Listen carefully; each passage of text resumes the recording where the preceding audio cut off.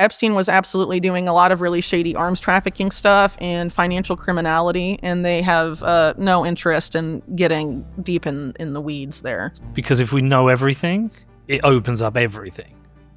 It's Pandora's box. Well, it is a Pandora's box in a way. Yeah, sure. Because basically, if you go, as my books show, if you go as deep as I went in writing those 2 books, and you could certainly go deeper, it basically shows that, the world is basically run by a meta cartel. It's important to point out when I say Epstein had a relationship with people, I'm not saying they had a sex blackmail relationship necessarily. Yeah. What we're trying to untangle here is the truth of who Epstein was and why was he taken down, because I don't think he was taken down because in 2019, all of a sudden, the U.S. government became outraged about the sweetheart deal of 2007, 12 years after the fact, and then wanted to rectify some wrong. I think it was about something else. What is, for you, there might be multiple answers to this, but the biggest unanswered question that you have?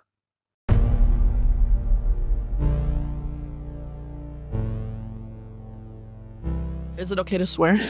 You can say whatever the fuck you want. Okay. Although we're not meant to... I'm not planning to swear too much. I just was curious. We're not meant to swear in the first 15 minutes. YouTube doesn't like it. I think we'll be all right. Anyway, good to see you, Whitney. Yeah, great to see you again too, Peter. Beautiful part of the world. Okay, we're going to talk Epstein. The trail seems to have gone cold. We were promised all the files were going to be released. Yeah. The black book. And then suddenly there's nothing. There's nothing to see. Well, there is the Black Book. That was released in 2015. But beyond that, yeah. So a lot of people were expecting all sorts of new information about the case. And there was this big, attempt at making it look like that happened with, a bunch of influencers came to the White House and had all these binders. And they were like, Epstein Files Part 1. But then it turned out a lot of those documents, pretty much all of them, had already been previously released. And I don't know, it seems like the administration was expecting like that would be enough to kind of satisfy people because they did, the bells and whistles and made it look like that's what they were doing, but then didn't expect, I guess, people to be like, so what gives? And then with continued pushing, eventually instead of getting more, we got this dramatic reversal to the point where now Trump, after a lot of the stuff about Epstein was kind of talked about a lot during his presidential campaign. Now it's he says it's all a Democrat hoax. Very strange. Strange is one word for it, yeah. Did you watch Kash Patel's interview with Rogan? I saw clips from it, but I didn't feel like watching Kash Patel for 3 hours. Well, so I thought Rogan did a great job. He was pushing Kash, but that was the point I started to think, this is getting a bit weird. And I started to question, well, there was an opportunity for the Biden administration to use this against the Trump administration. And there's been a chance for the Trump administration to use it against the Biden administration. And both administrations love dirt. Yeah. Both want to attack the other one. Sure. And now both are just kind of like... Well, kind of. So with this recent reversal that we just talked about, a lot of Democrat congressmen are, kind of smell blood in the water and we're calling to release the files and all of this. But I think neither party wants things to go too deep. So a lot of the benefit to partisan politics of the Epstein scandal, it only really is beneficial to either side if it's kept very superficial, And so I think, releasing a tranche of documents about everything would end up implicating, it would go too deep, probably. That's my assumption of why they kind of want to memory hole it now and sort of rebrand it as a hoax, which is kind of challenging because a lot of Trump's base has been very interested in the Epstein case, arguably more than the Democrats' voter base for years. Well, it feels like it's dented the MAGA movement maybe temporarily. Maybe. We'll see. So is it your belief that there is a treasure trove of information that we would all be interested in? Well, there's definitely information that they should put out there, I think. So, for example, the FBI raided Epstein's New York townhouse.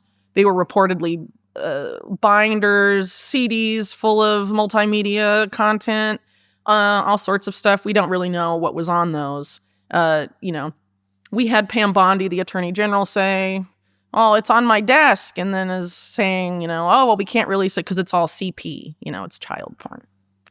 After saying like, "Oh no, it's implying it was releasable." But there's also a lot of strange things that would be interesting to know. Like, why did the FBI, even though they raided Epstein's residence in New York, why did they not raid Zorro Ranch in New Mexico, another property within the continental U.S.? Why did it take them up to a month to get to his island in the U.S. Virgin Islands? As far as I'm aware, those delays are unexplained. What about the France case? Jean-Luc Brunel, one of the main alleged co-conspirators of the Epstein case, died in a French prison awaiting trial, much like Epstein in 2022. And we don't really have a lot of information from French authorities about what they found as part of that investigation, because obviously with Brunel not going to trial because he died, it's not going to come out in the court, right? Also died by hanging and no surveillance footage as well? Well, I'm not sure about the circumstances of the death, but it was pretty much, I mean, it's kind of shady, yeah. I mean, there was another death related to Epstein in 2022, Mark Middleton. Yes. That was completely bonkers. Hanging and shotgun. Yeah, hanging by police say that he hung himself with an extension cord and also shot himself in the chest. Said there was no weapon at the scene, later came back and said there was a weapon 30 feet from his body. And then the judge sealed all evidence from ever being made public to stop the spread of harmful conspiracy theories. So Brunel dying in prison, I'm not really aware of the circumstances. But, Do you want to explain the connection of Brunel and Middleton to Epstein? Well, they're separate connections. Yes. So Brunel is a lot more connected to Epstein in the sense of the sex trafficking case. So he and Epstein worked together on this modeling agency called MC2, where under the guise of modeling contracts, Brunel would coax a lot of women from places like Brazil, from Eastern Europe, and in Russia, among other places, to come model in the U.S. Epstein would pay for their visas, among other expenses, for this agency, and they would come to the U.S. and be housed at these apartment complexes that are there's multiple attestations to that being a key part of the sex trafficking operation. Allegedly, women's passports were taken, so they were, very controllable under those circumstances. So I mean, Brunel was a key part in that sense, and he also operated stuff out of Miami and Palm Beach. He had modeling agencies there, and he was known as far back as the 1980s to be an alleged sex trafficker and sexual predator. There was a 60 Minutes expose about him, and then an author, I think his name is Michael Gross, wrote a whole piece about a whole book about the dark side of the modeling industry, and a key focus of his work was Jean-Luc Brunel. So he's, pretty well known as being an accomplice of Epstein in court documents and beyond. And Middleton was Middleton was the main person that Epstein was meeting with when he was going to the Clinton White House in the 1990s. And he went a lot. He went 17 times between 93 and January 95, and Middleton left in February 95. So basically, there's a more or less a coinciding between the end of Epstein going to the Clinton White House and Middleton's ouster from there. Yeah. And in Middleton's suicide happened shortly after the extent of those meetings was revealed. So it was known that Epstein had been to the White House a few times, but they didn't, the full extent, the 17 meetings, most of them were with Middleton. That information came out in 2022, and a few months later, this incident with Middleton takes place. There appears to be a lot of people connected to the Clintons who've died. I think you said in an interview I heard there was like another 34 that haven't been listed. Oh yeah, well that has to do with the Commerce Department. So this is part of this broader scandal, and it's very complicated, but I try and delineate it in my book. But basically, there was this whole airliner, or this whole airplane that was carrying people from the Commerce Department, including the Secretary of Commerce, Ron Brown, and their plane, crashed in Croatia under kind of dubious circumstances. And I would argue that those were kind of I don't really think that plane crash was an accident. And I explain why in my book. But there's lots of Ron Brown had just agreed to testify as part of this broader case involving corruption involving the Clinton families and the scandal that Middleton, and I argue in my book Epstein, was a part of, called Chinagate. It's remembered as Chinagate, but it was definitely something much bigger than that, and we can get into that later. It's very insane. See, what I can't figure out is, so listening to your book, reading your most recent article, there seems to be a large network of elites, which can be anything from business, successful business people, billionaires, finance people, politicians, presidents, NGOs, secret services. There's like this huge network of people, and I can't work out, is there a big coordinated network of elites who work together, or is it just once you get into the elites, maybe you think you can get away with a few things, you can maybe do some corrupt deals, and if you've got the right connections you can get away with it. If you step too far out of line, that you might go to jail or be killed. I can't quite get my head around it, but that it does come across that all governments are basically mafias.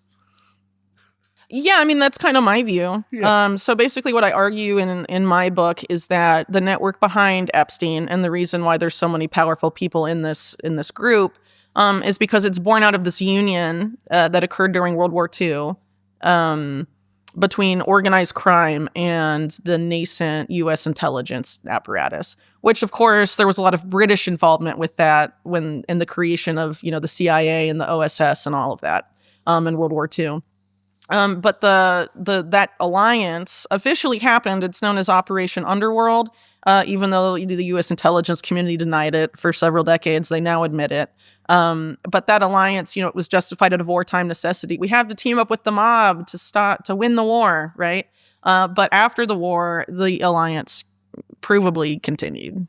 So ultimately, what happened then is that a lot of these rackets that were previously of organized crime, arms trafficking, drugs trafficking, sex trafficking, prostitution, whatever, became, rackets of intelligence services. In what way? Well, I mean, there's a litany of evidence of the CIA being involved in drug trafficking and arms trafficking via illegal means. For many decades. And a lot of those networks that the CIA used go back to the same nexus. I mean, that's basically what volume 1 of my book is about. But why would they be in bed with these criminals? It's great business. The CIA in the OSS were really mostly Wall Street people, Wall Street lawyers and bankers. And it was great business for them to team up with these people. So basically, it's a new market. It's a illegal market with state protection. And so the CIA, more often than not, has gone over the competition for those markets.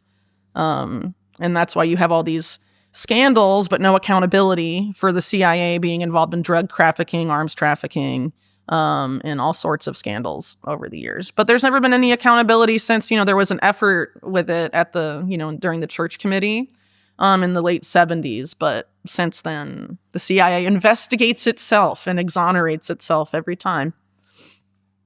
Okay, sorry, I'm just trying to get my head around this. So whilst the CIA, Central Intelligence Agency, is meant to be protecting U.S. interests abroad, they define U.S. interests, I think, as something than what the American public is. So if you look at the CIA's earliest coups, their earliest regime change operations, they were done on behalf of very powerful multinational corporations, like Anglo-American Oil in Iran, and the United Fruit Company in Guatemala, some of the earliest examples. So to them, protecting U.S. interests is protecting the interests not necessarily of the American people, but of massive American-based multinational corporations.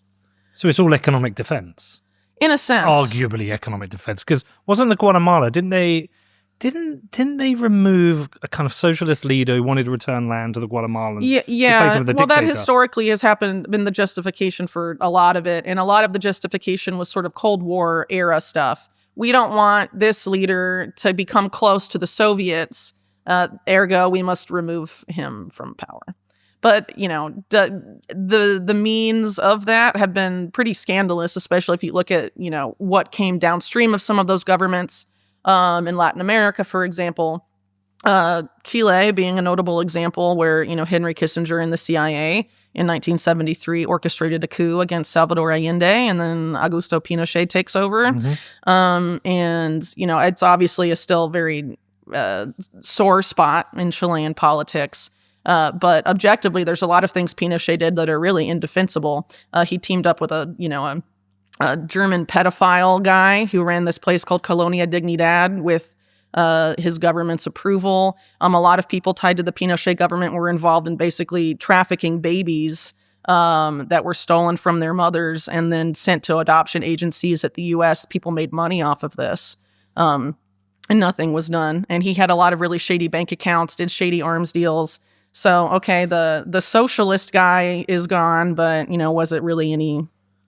did it really justify all this other stuff? I mean, I'm probably going to get in trouble for getting into Chilean stuff just because, people will accuse me of defending one side or the other. But I think, obviously Pinochet engaged in behavior that was really, really bad and should, And it's interfering with the democratic process. Well, yeah, of course. I mean, people elect a leader and then the CIA comes in and deposes them and puts in a dictator. I mean, they've done this around the world. Over and over. Over and over again. And I mean, it's not even, they've also interfered in elections throughout Europe. They engaged in things like Operation Gladio, where that was basically teaming up with, the Italian mafia, interests of the Vatican, and the CIA-backed terror groups in Europe. Those terrorist activities were blamed on left-leaning people in order to get people to vote with right-leaning parties to prevent European countries from affiliating themselves with, the Soviet Union. But would they have even have done that? I don't know. I mean, it was a preemptive thing. And so, I mean, eventually...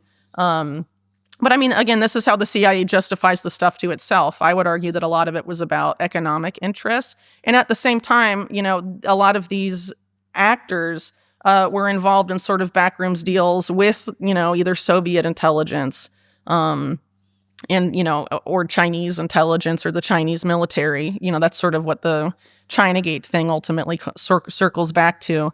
And tell me about that. Well, really quick, I want to bring up this point. So Samuel Pisar, a very close friend of Robert Maxwell, who I'm sure we'll get into later, he was a lawyer, among other things. He testified to Congress in the early 70s about what he saw happening, and he talked about the rise of the trans-ideological corporation, where U.S. multinational corporations were basically entering into all these joint ventures and becoming extremely entangled with state-owned companies of the communist East in Russia and China. And he said that this was creating a new economic system of governance that was making the nation state irrelevant. And this is in the early 70s. And a congressman was like, well, do you think this is a bad thing? And he was like, not necessarily. And he was actually at the forefront of making that happen. And a lot of these people, including people like Robert Maxwell, did try and further that kind of vision. So ultimately, if that was happening at the early 70s and they admitted it, a lot of these actors that justified things out of the necessity of the Cold War, just like they justified it with out of the necessity of World War II, it really doesn't add up with what the public justification is. Is it even possible to understand what the mandate of the CIA is then? Because it seems very... Well, it's supposed to be to protect American national security. But national security for a long time has been this huge catch-all, right? Of course, yeah, that's and what the I mean. U.S. has justified all sorts of things under the guise of national security, and presumably continued to do so. So, I don't really give that a lot of weight. I mean, so as an example, like the Reagan administration, when Iran-Contra was being investigated, there was a line of questioning brought up about how the group that was responsible for that in the Reagan administration had developed something called the continuity of government protocols, whereby under a vaguely defined national emergency, basically the entire American Constitution could be suspended. Pretty scandalous stuff. And one of the examples of this vaguely defined national emergency was a widespread nonviolent opposition to U.S. military intervention abroad. And when a congressman tried to ask Oliver North about this at the Iran-Contra trial, they basically shut down the hearing under the guise of national security. But it's crazy. Well, if you think the economic strength of the U.S. is national security, that's a catch-all for protecting the American multinational corporations that openly admitted, if you believe peace, are intermingling with the state-owned companies of, China and Russia are ostensible adversaries. But you can justify the protection of a multinational in another country by changing the administration. And you could... Or re-domiciling them, sure, yeah. Or allowing or turning a blind eye to banks banking money from drug trafficking. Yeah, of course. And so it then creates a different set of rules for those within the elite gang of what they can and can't do from what you and I as mere plebs. So taking this back to the Epstein scandal, I think that's why they only want to keep the discussion at sex trafficking.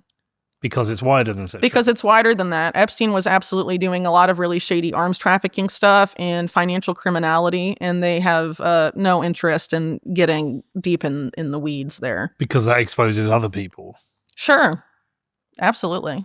And basically, this illusion that our world operates the way, we're told it operates. Yeah, but I think we know it doesn't anymore. The veil has been lifted. I think... The only worry is we move on so quickly, we just forget about this Epstein thing, and it's just this thing in the past. Yeah, it was that guy, it's been pretty persistent in not being forgotten about, which I think now, in the case of the Trump administration, they really wish people would move along and forget about it. But it does feel like ever since Trump came out, the last few weeks, it feels like it has been going cold. People have been talking about it a bit less. Yeah, maybe. Well, so much is going on in the U.S. with U.S. policy that it's, stuff that's huge news, it gets end up buried a few days later. And, a decade ago, it would have been a huge multi-month long story. Now it's just a blip. The news cycle is just so fast too. So, there's a lot of reasons why that could be. But, I think also just because, it was the Epstein case was particularly popular with Trump's base, less so with the Democratic base. Now a lot of the influencers in that media circuit are either being like, yes, it was a hoax, or are, have moved on to other things. Because the trail's gone dead? Like, what else we can keep asking questions. Well, I don't know what you mean by trail going dead. I think it's pretty clear that the administration does not plan to release further documents, and they've said that. And I guess there's this planned congressional hearing where they've subpoenaed the Clintons and some other things, some other people, but I anticipate that'll be a pretty controlled hearing. I don't think you're going to hear any questions about Mark Middleton or Chinagate there, or what Epstein was doing those 17 times he went to the White House. It's all going to be about everything that happened after Clinton was no longer president, which is, if you look at how the Epstein case has been treated with respect to Bill Clinton for years now, it only focuses on Clinton after he left office. It's the same for Bill Gates too. They only focus on the Gates-Epstein relationship after Gates was no longer chairman of Microsoft. So it's planned, controlled, a trickle of information, feeding scraps to us? Yeah, it's like it's defining the spectrum of what's interesting. It's a limited hangout. So it's like they find some, tidbits that are interesting within a spectrum, and people are so entranced by what's in that spectrum, they don't look for anything beyond that. They just assume that's all there is. Because if we know everything, it opens up everything. It's Pandora's box. Well, it is a Pandora's box in a way. Yeah, sure. Because basically, if you go, as my books show, if you go as deep as I went in writing those two books, and you could certainly go deeper, it basically shows that, the world is basically run by a meta cartel. Explain that. Well, I would argue, it is a cartel. It basically operates with impunity, and they have no accountability for all of their crimes, even when they're exposed here and there. Some people just are protected and above the law, almost inexplicably. And, as I point out in my book, it's a lot of the same actors over and over again, the same institutions. And you can see when one institution crumbles, another one pops up in its place. So as an example in the book, I talk a lot about the Bank of Credit and Commerce International, BCCI, that implodes in 1991. It's covered up by William Barr when he was Attorney General, who covered up Iran-Contra, the Promise Software scandal, and BCCI, all as being Attorney General, and later would return to kind of do that and for Trump 1 when he was Attorney General again. But after BCCI implodes, a lot of their portfolio of, organized crime and shady interests goes to the banks of that are sort of related to this guy named Edmund Safra. And Edmund Safra dies in his home, supposedly from, the story is very bizarre, but from arson allegedly set by his American nurse because she wanted to set a fire and then save him from it, but then didn't save him from it. Yeah, it's fine. Anyway, he was very good friends with Robert Maxwell and a lot of these figures that pop up all over the place in the Epstein case. And then who absorbs his banks? HSBC. They basically take those over, and then HSBC gets exposed. I forget. I think that it wasn't the Panama Papers, but it was like one of those consortium of journalists that published these leaks, basically revealed a lot of prominent people that were part of these HSBC Swiss accounts that had been inherited from Safra. Epstein was one of them. Some associates of Epstein, like Flavio Briatore, are there. But also, HSBC was laundering money for drug cartels. And who didn't go after them when they were in charge of the Bank of England? Mark Carney, who is now Prime Minister of Canada. And everyone's leaving. And while he was head of the Bank of England, there's pictures of him hanging out with Ghislaine. Who's, Father Robert Maxwell was banked by Safra, among other things. So. Well, I remember him from my childhood because he was a prominent figure in the UK, owning of course. the Mirror Group, and waking up one day and his body's found in the ocean. Mm-hmm. Another suspicious death. Yeah, Ghislaine thinks it was rogue Mossad agents and Sicilian mafia hitmen that killed him. Together? Working together.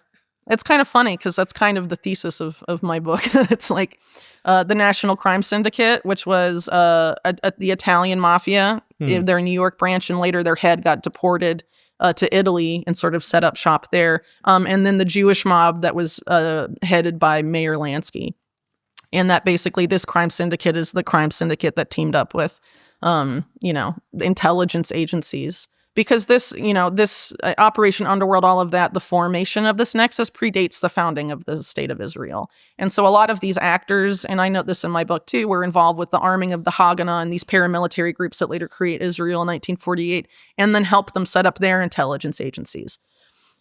So that's sort of how you get all this overlap between, Mossad, Britain, CIA. It goes back to, the beginning of Israel's national security complex, really. I have this picture in my head of like a huge wall of pinballs with bits of string tying things together, but I think it all exists in your head. It doesn't all exist in my head. I mean, I have to put it on paper and plan it out too. I don't do the stereotypical conspiratorial pinboard thing. That's like the Always Sunny in Philadelphia meme. Like, I don't do that, but I mean, some of it does require mapping out because, I mean, think about how these people operate. These people could not have gotten away with all of this as it wasn't for mazes of holding companies, shell companies, Byzantine offshore banks, and I mean, all the other things that enable financial criminality in today's world. So obviously the connections are similarly going to be labyrinthian and Byzantine, but they are there. Okay, but how do you make sense of it all? Because it is a large, complex network of people, institutions, politicians, billionaires. How does so many people get away with it? I basically feel like I pretty convincingly show in my book that there's a lot of baton passing going on between the generations. So like my book starts in the 40s and I follow a lot of these institutions and people through the years. So, I talk a lot about how a figure named Roy Cohn, who was Donald Trump's mentor, and how he passed a lot of things on to Trump. how a lot of people that were in Cohn's network got involved with Robert Maxwell. Robert Maxwell hired them when he came to the U.S., including figures like Robert Keith Gray that were PR executives on their face, but also tied to the CIA, involved in sex blackmail, close friends with William Casey, who was CIA director under Reagan, among other things. And how they, got involved with Maxwell's entry into New York City, which is how, mainly how Ghislaine got so enmeshed in New York society. And also, teamed up with Epstein in that same period of time. So, all of this matters, and these connections are significant because this baton passing shows that this is a generational thing. And in the case of Maxwell, Robert Maxwell's children, at least the ones that were close to him, because you have two that sort of splintered off from the larger Maxwell clan, but are very open that, after he died, they were trying to figure out how to rebuild his empire.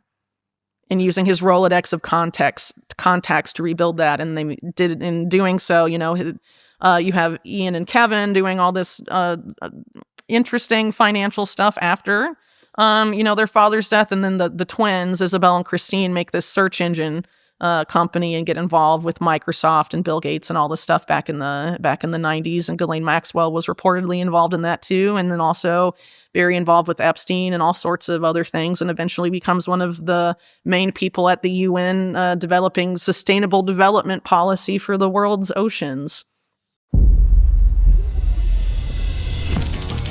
The humble bee, a keystone species crucial to the survival of Earth's inhabitants.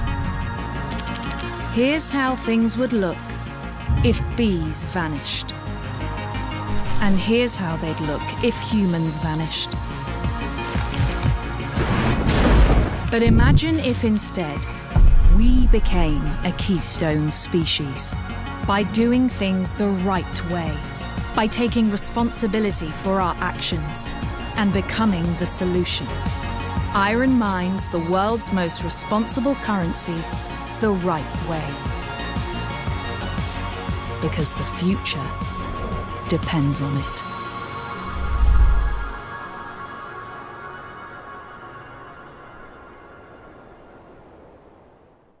How do you get in this gang? Like, how does that happen? And how do people know they can start acting with impunity? The best analogy I've heard for that is actually from the journalist Nick Bryant, who's the guy that published Epstein's Black Book with Gawker and the flight logs, among other things. And he also wrote an amazing book on the Franklin scandal, which is about this extremely insane sexual blackmail and sex trafficking pedophilia network, really, that was active in D.C. In the 1980s during the Reagan era. And he basically had someone explain it to him. I forget who his source was, but it was basically, imagine it like you're on a yacht and, you're invited on this yacht, and then you can do whatever you want while you're on the yacht, but you try and get off and you'll drown, or they won't let you get off. You'll be popped off if you try and leave. So as long as you're like in the club, operating within the club's rules, you can act with impunity, but there's certain things you can't do in order to enjoy that impunity.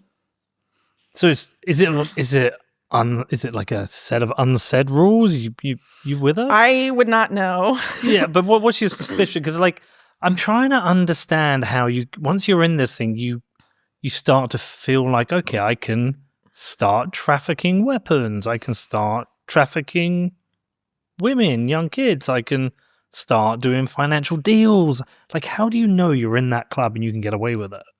So weird. I'm not really sure, but let's take the case of Epstein, for example. Yeah. So it seems like Epstein's mentors in this world were a British arms dealer named Douglas Leese and a friend of Leese's named Adnan Khashoggi, who is a very infamous weapons dealer with ties to the Saudis, the UK, American intelligence, Israeli intelligence. No, that's Jamal Khashoggi. That's his nephew, I believe. Yeah. And Adnan Khashoggi, as an example, he was known for a lot of financial crime. He had a interesting appearance in the savings and loans crisis of the 1980s, for example. He banked with BCCI. He was a major arms dealer. And also he would basically he had a yacht. He would bring powerful clients, which of course include politicians, they include diplomats, they include businessmen, powerful people in general, onto his yacht. And there would be young women there to entice them. And people have alleged, including a head of a call girl ring active in Europe during the time that she said she was part of it, a sexual blackmail operation for its business, right? And, ultimately, if you're someone like Jeffrey Epstein operating in that, and you see that Adnan Khashoggi can do that, and it's business for him, and you have no moral scruples, why wouldn't you? Especially if you're operating with intelligence services which benefit you some sort of state protection. John Kiriakou, who's a former CIA analyst, has talked about how, in the CIA in particular, you want to cultivate a source because you need their intelligence, you need their information. It's essentially agency policy to give them anything they ask for in order to secure access to that information and that intelligence, even if it's kids. It's fucking wild. And it's even beyond just the agency. So BCCI, this bank, right? The U.S. Senate report on it basically says, not basically, it absolutely says that they also engaged in sex trafficking of minors to elite members of the bank. So intelligence agencies are trafficking children. Well, what's intelligence? It's information. Sure. Yeah. So any sort of access to information that you can use to your benefit, they want to secure that to get an edge over their competing intelligence agencies. And they will justify anything in the name of securing that intelligence. That's what Operation Underworld was about. We need intelligence from the mob, so we have to team up with the mob, even though it's bad to team up with organized crime. But then they become organized crime, right? But it's all organized crime. That's what I'm saying. It's all organized. From that point, it became organized crime. Well, even before Operation Underworld, this same national crime syndicate, like in New York, had taken over the Democratic Party because they took over the unions. And so, they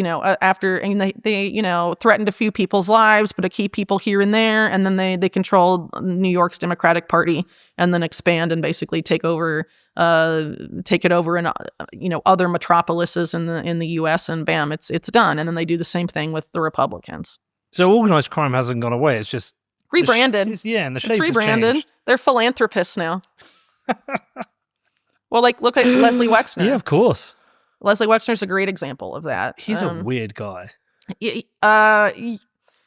That's one way to put it. So in the interest of just keeping this on the organized crime thing, Leslie Wexner, his tax attorney got shot in the face in broad daylight a few days before he was supposed to testify to the IRS.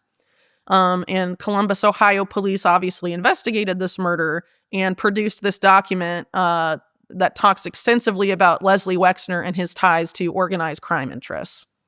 And that was destroyed by the police, supposedly destroyed by the Columbus chief of police. But this local journalist and attorney named Bob Fitrakis obtained it accidentally through a Freedom of Information Act request. And then when confronted with it, that police chief was like, "Oh, I thought I destroyed it. How'd you get it?" Openly admitted to try and cover it up. But Wexner, for his estates, hires people from Columbus PD, or at least did during that time, to be his private security at his developments like New Albany and places like that. So, and he's the most powerful man in Ohio, the richest man in Ohio by far. So, you want to be somebody in Ohio politics, you have to go through Wexner. Even J.D. Vance had a fundraiser at his house. I didn't know that. Mm-hmm. Well, it was in the beginning of his career and before the team up with Peter Thiel. Mm-hmm. You're not a fan of Peter Thiel, are you? No, I'm not. One of the few in independent media that does not like him. We can get into that later. Can we get into that now? Sure, if you want. Yeah. Why? Look, I can probably guess. Yeah. Well, there's a lot of reasons, but I guess let's start off here. So I would argue that neoconservatives have very successfully rebranded. And I think Peter Thiel is a very important example of that. So Peter Thiel As an example, Palantir has been in the Yeah. news, right? He's a co-founder of that. So how was Palantir created? Well, there was this company that was being run, or not company, sorry. It was a government program after 9/11 called Total Information Awareness. It was housed within the Pentagon's DARPA office. And the man they chose to put in charge of that was John Poindexter, who was the highest ranking member of the Reagan administration to be indicted for his role in Iran-Contra, which, again, the continuity of government stuff is relevant here. So eventually, it launches and whatever, but people are outraged by it because, as they rightly pointed out, it would eliminate constitutional protections of Americans' rights, specifically the right to privacy, among other things. It was a huge surveillance dragnet, and its goal wasn't just to, surveil everything. It was to predict crime before it happens, predict terror attacks before it happens. I mean, it's like Minority Report was basically the end goal of it. And so after all the pushback, they changed the name to Terrorist Information Awareness and try and rebrand. Oh, it's not total. We are still going to surveil innocent Americans, but we're focusing on the terrorists. They did all this stuff to try and rebrand it. But Congress defunded it. But hidden in that bill, Congress allowed aspects of it to continue. And essentially, I argue in my work on Palantir that an effort was made to privatize large aspects of TIA as Palantir. Because when Alex Karp and Peter Thiel were setting it up, they went to John Poindexter through this guy named Richard Pearl, who was a long-standing neocon actor with very extensive ties also to the state of Israel. He was caught in the 70s giving classified information to Israel's embassy and should have gone to jail and somehow did not. And had a lot of ties also to Netanyahu's first government. And Richard Pearl is the guy that connected Thiel Karp to Poindexter, and they basically wanted to talk to Poindexter because they wanted to recreate total information awareness and saw him as the godfather of modern mass surveillance. And in doing so, they basically, Peter Thiel teams up with In-Q-Tel, the CIA's venture capital firm. Alex Karp has said on record that the intended clients of Palantir from the beginning was the CIA. And, the CIA was their first client for their first 6 years as a company. Their top developers went to Langley, Virginia, which is CIA headquarters, every 2 weeks to show the CIA their product and have them tweak it to their liking. And during that period of time, one of the top people at the CIA that would have been involved in that is this guy named Alan Wade, who was also intimately involved with total information awareness. And if you look at how total information awareness was described, its privacy protections, it's exactly the same as the way Palantir sold their stuff later on. So there's an insane amount of overlap. And what's crazy here is that Alan Wade, a few years prior, had created a Homeland Security software program that was also pre-crime-esque and similar to what Palantir ended up doing. It was called Kiliad, and he teamed up with Christine Maxwell to do that. I wonder what the Whitney Webb file in Palantir is like. I'm sure it's long. It's got to know. They probably know I have a mold allergy and all sorts of stuff. And that I'm visiting you, having a conversation. Well, I mean, that's their job, right? Well, it's funny. So let me. But it's about pre-crime. It's about predicting stuff before it happens, and that's what I think a lot of people miss about Palantir. Because a lot of people say about mass surveillance, well, I have nothing to hide, but it's not about if you're doing something wrong now or not. It's about an algorithm thinking if you will do something wrong in the future. I think I would definitely be on that algorithm. I think you would be as well. Well, the problem is that pre-crime has been inching along, and actually a lot of people in Epstein world, I mean, obviously Peter Thiel and Epstein had a relationship. More came out about this earlier this year after, Thiel kind of tried to minimize his ties a few months earlier. But Peter Thiel's Founders Fund co-invested in this company with Epstein and Wexner and Ehud Barak called Carbine that basically had a pre-crime component to it. And Carbine has now colonized an insane amount of 911 emergency call services systems like throughout the U.S. and are the main company at the forefront. If this legislation in the U.S. is passed, it's called Next Generation or NG 911, where they're going to basically federalize and centralize all 911 emergency call systems.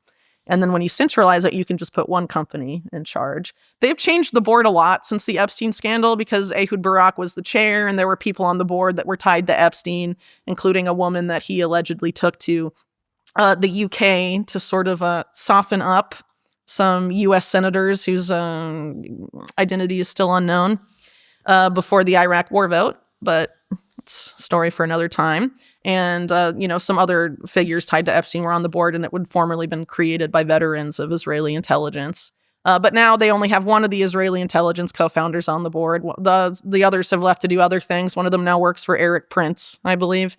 They've kind of gone their separate ways, and they've tried to rebrand as a more American-looking company, I guess. I think they added Trump's former head of DHS, Christy Nielsen, I think is her name, to the board, and they have Michael Chertoff, the former one of the early heads of DHS under Bush. So everything and everyone is captured, and everything is corrupt. I mean, are they really good I think that's kind of a simplification. I think not everything has always been like that. I think this particular group, once they got their hands on power, it's a faction. They've been consolidating control for a long time. And I think the advent of technology, big tech sort of taking over our lives, has really facilitated that. Because the whole conclusion to my book is that why would you take someone like Epstein down? You don't need people like him anymore to compromise people, because all of our lives are increasingly online. So if they want something on you, they can just harvest it off through, whether it's, Palantir, it ends up in your Palantir database, basically. It's sucked up by the NSA or GCHQ or any of these other agencies, and you're profiled based on it. Or if there isn't incriminating stuff, they can plant incriminating stuff on your devices. So you're screwed either way. If they want to screw you, I mean, sure. Yeah. And so it's much easier to consolidate power under those circumstances. Do you think there are... And they elevate people who are compromised to positions of power. How did a guy like Dennis Hastert become Speaker of the House of the United States when it was known that he was a pedophile? Years before getting to that position. Because they can hold it over his head the whole time. Do you think there are a lot of Epsteins operated? Well, yeah. My whole book is about how Epstein was not an anomaly. I mentioned the example of Adnan Khashoggi, but I mentioned Robert Keith Gray, who Robert Maxwell hired when he came, to the U.S. And made his big entry into New York City. He was also involved in sex blackmail stuff. There was a page boy scandal he was related to in the 1980s. Where I forget the guy's name. I think Larry Craig was the name of the main congressman or senator involved. And Craig denied all the charges, but then got caught in the early 2000s for soliciting, sex in a bathroom in an airport or something like that. But there's been a ton of these scandals over the years. And then you have figures like Roy Cohn, who I mentioned earlier, involved in sex blackmail activities as well. There's a lot of these figures. Sex blackmail seems to become very useful. Well, it is, because, this is one of those things that's a holdover from the mob that later gets absorbed by intelligence agencies because they see its utility. So if we see someone rich, famous, knowing successful... knowing information, the sexual blackmail information, the CIA, that's intelligence to them. We want to gather intelligence on these people and then use it to our benefit for national security interests. Which is all economic. Well, more often largely, than not, yeah. But it's, it's obviously other things too. Just, I think it depends on the circumstance, really.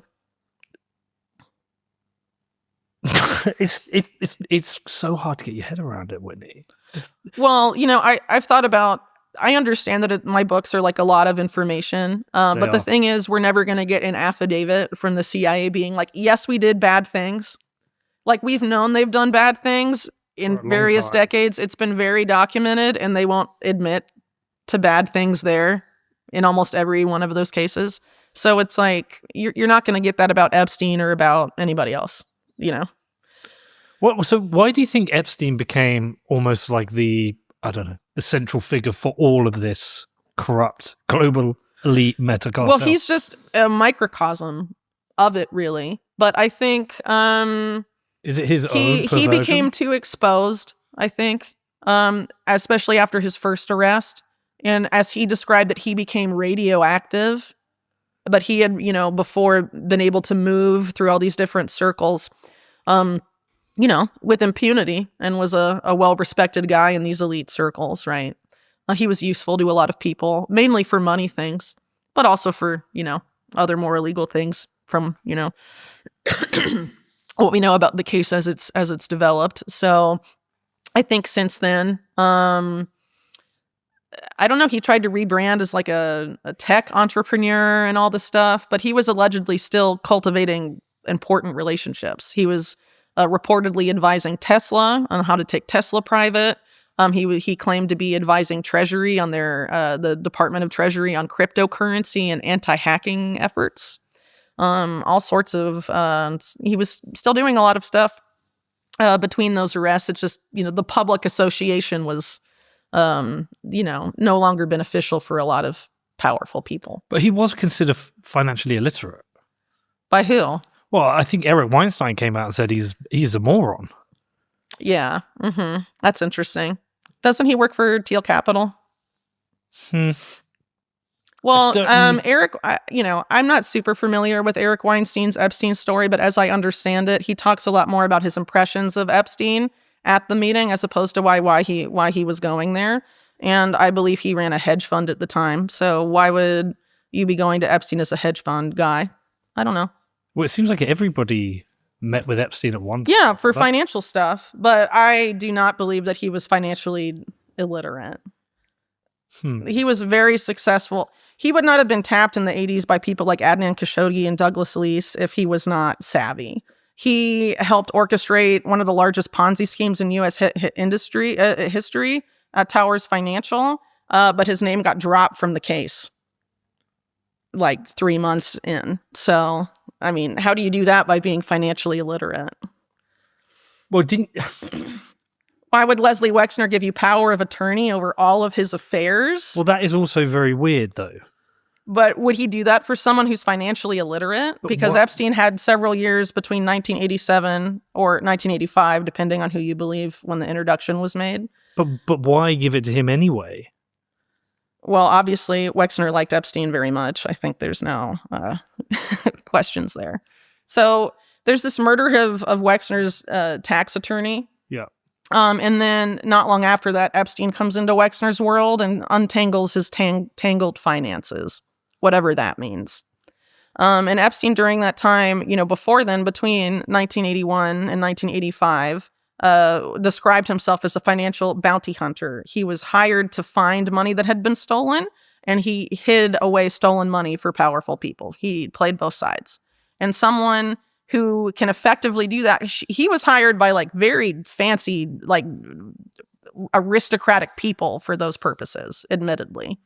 Like a very aristocratic Spanish family being one of them.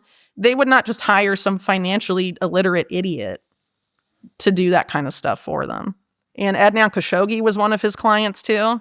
He's not going to hire a financially illiterate guy to do that. I think that is, it's bull, and it's part of this narrative that's been woven about Epstein, about how he was just charismatic and him being good at anything else was just a facade. So it's a distraction. Well, yeah, because by that narrative inherently means don't look any deeper into what Epstein was doing, in his early history, for example. Well, let's talk about that. Sure. Is this the arms trafficking? Yeah, among other things. So, okay, can we go back further, just for people who don't understand? How did he become a thing? Because wasn't he? No one really knows, but it all seems to have started with this backpacking trip to Europe in 1971, and this was when he was a college dropout. I think he went to Cooper Union, I think, for a few years, didn't finish. And then was started at NYU in 1971 through 74, but didn't get a degree, something like that.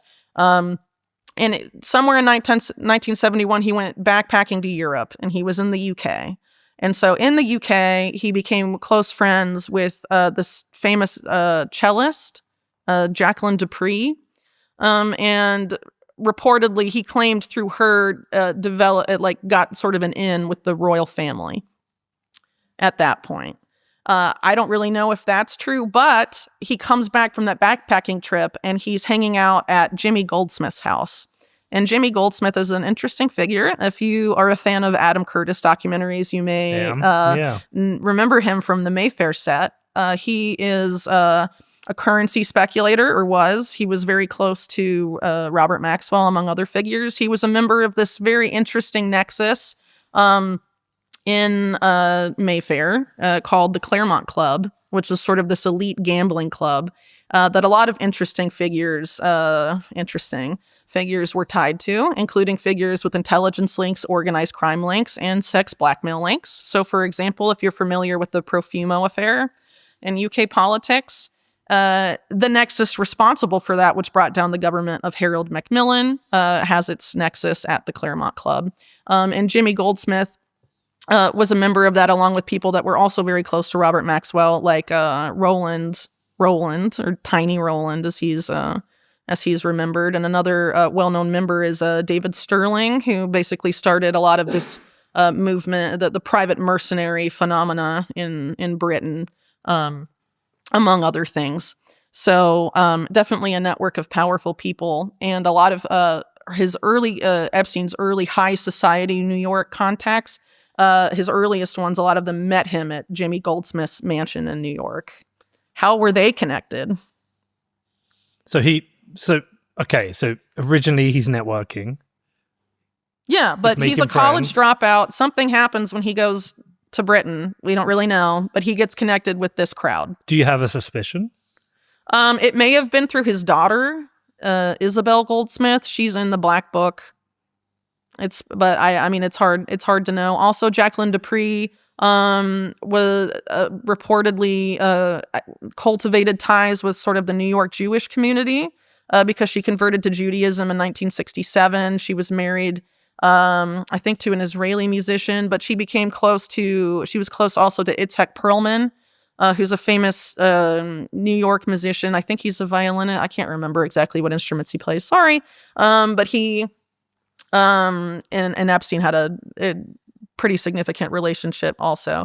But it's important to point out, when I say Epstein had a relationship with people, I'm not saying they had a sex blackmail relationship necessarily. Yeah. What we're trying to untangle here is the truth of who Epstein was and why was he taken down. Because I don't think he was taken down because in 2019, all of a sudden, the U.S. government became outraged about the sweetheart deal of 2007, 12 years after the fact, and then wanted to rectify some wrong.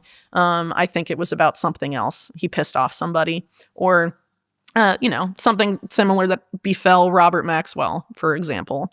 But anyway. Stop becoming useful, too much heat. Something. I have some theories. We can get to those later. But going back to early Epstein, so he's in this network with Jimmy Goldsmith, and he gets hired in 1974, which is the year he stops going to university for any reason, and gets hired at the Dalton School, which is this elite New York private school.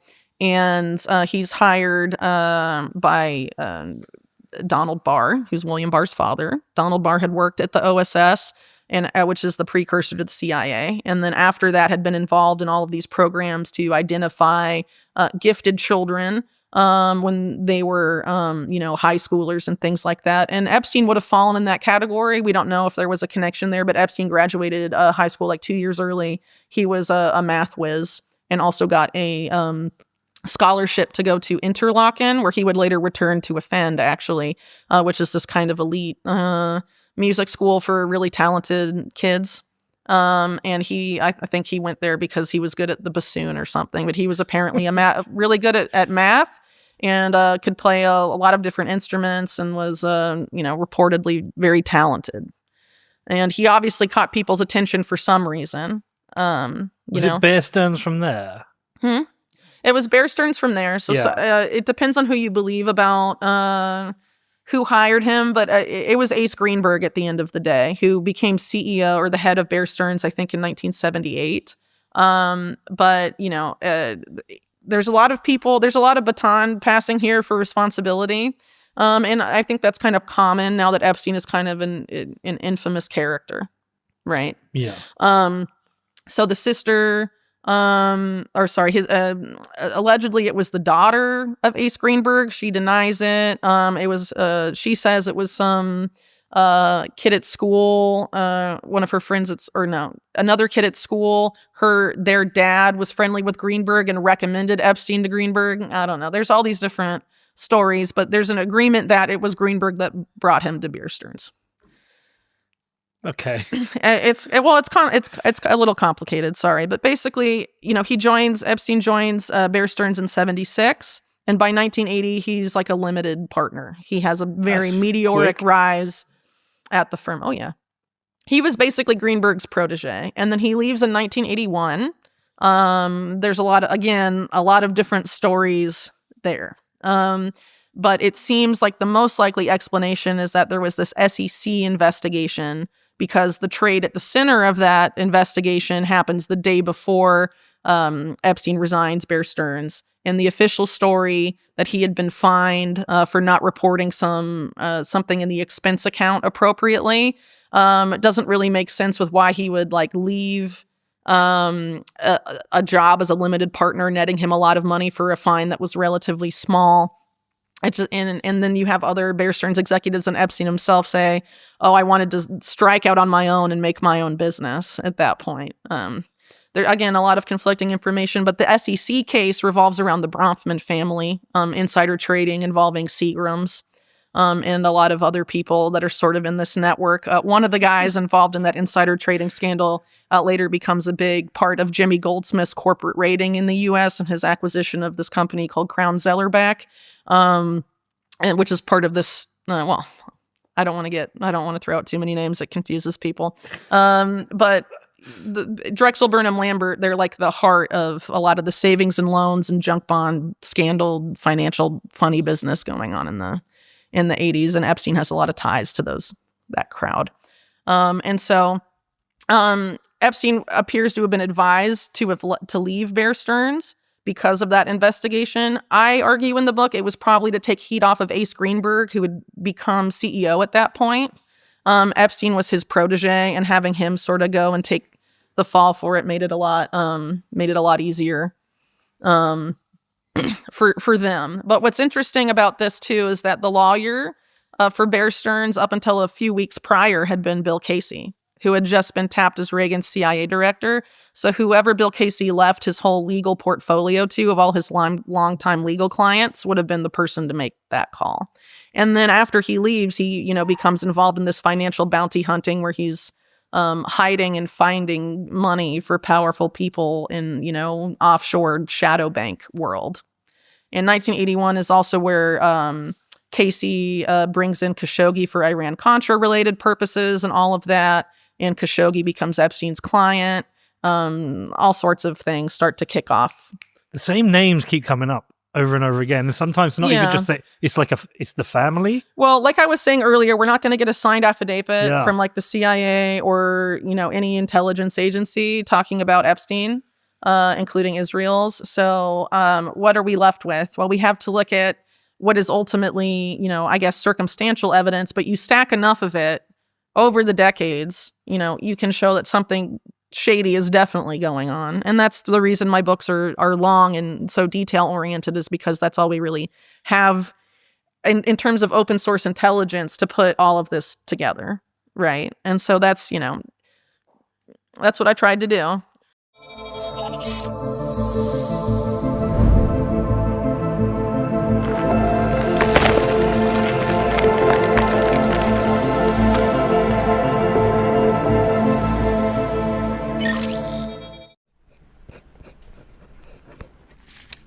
Very important that you don't lose this, okay? This is your inheritance through Bitcoin. Let Bitcoin rip. Don't rip up your Bitcoin. Set up inheritance with Casa. Okay, so after Bear Stearns, he goes out on his own. At what point does he become connected to Mossad? So it's allegedly somewhere in the span of 1983 and 1985. So it's not long after. Not long after, no. But remember, his mentors in the shady world of arms trafficking and all of that are Douglas Leese and Adnan Khashoggi, and they team up around this time.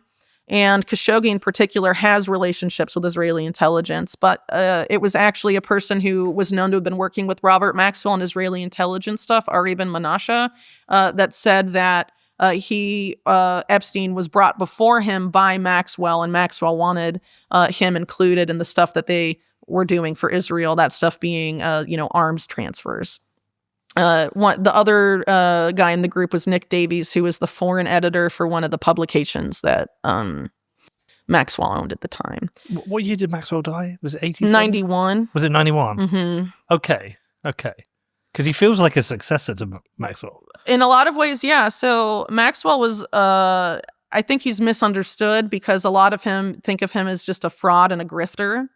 And obviously he was those things. He engaged in a lot of illegal financial stuff. And the reason it wasn't exposed sooner is because he was very adept at keeping things afloat when they were insolvent.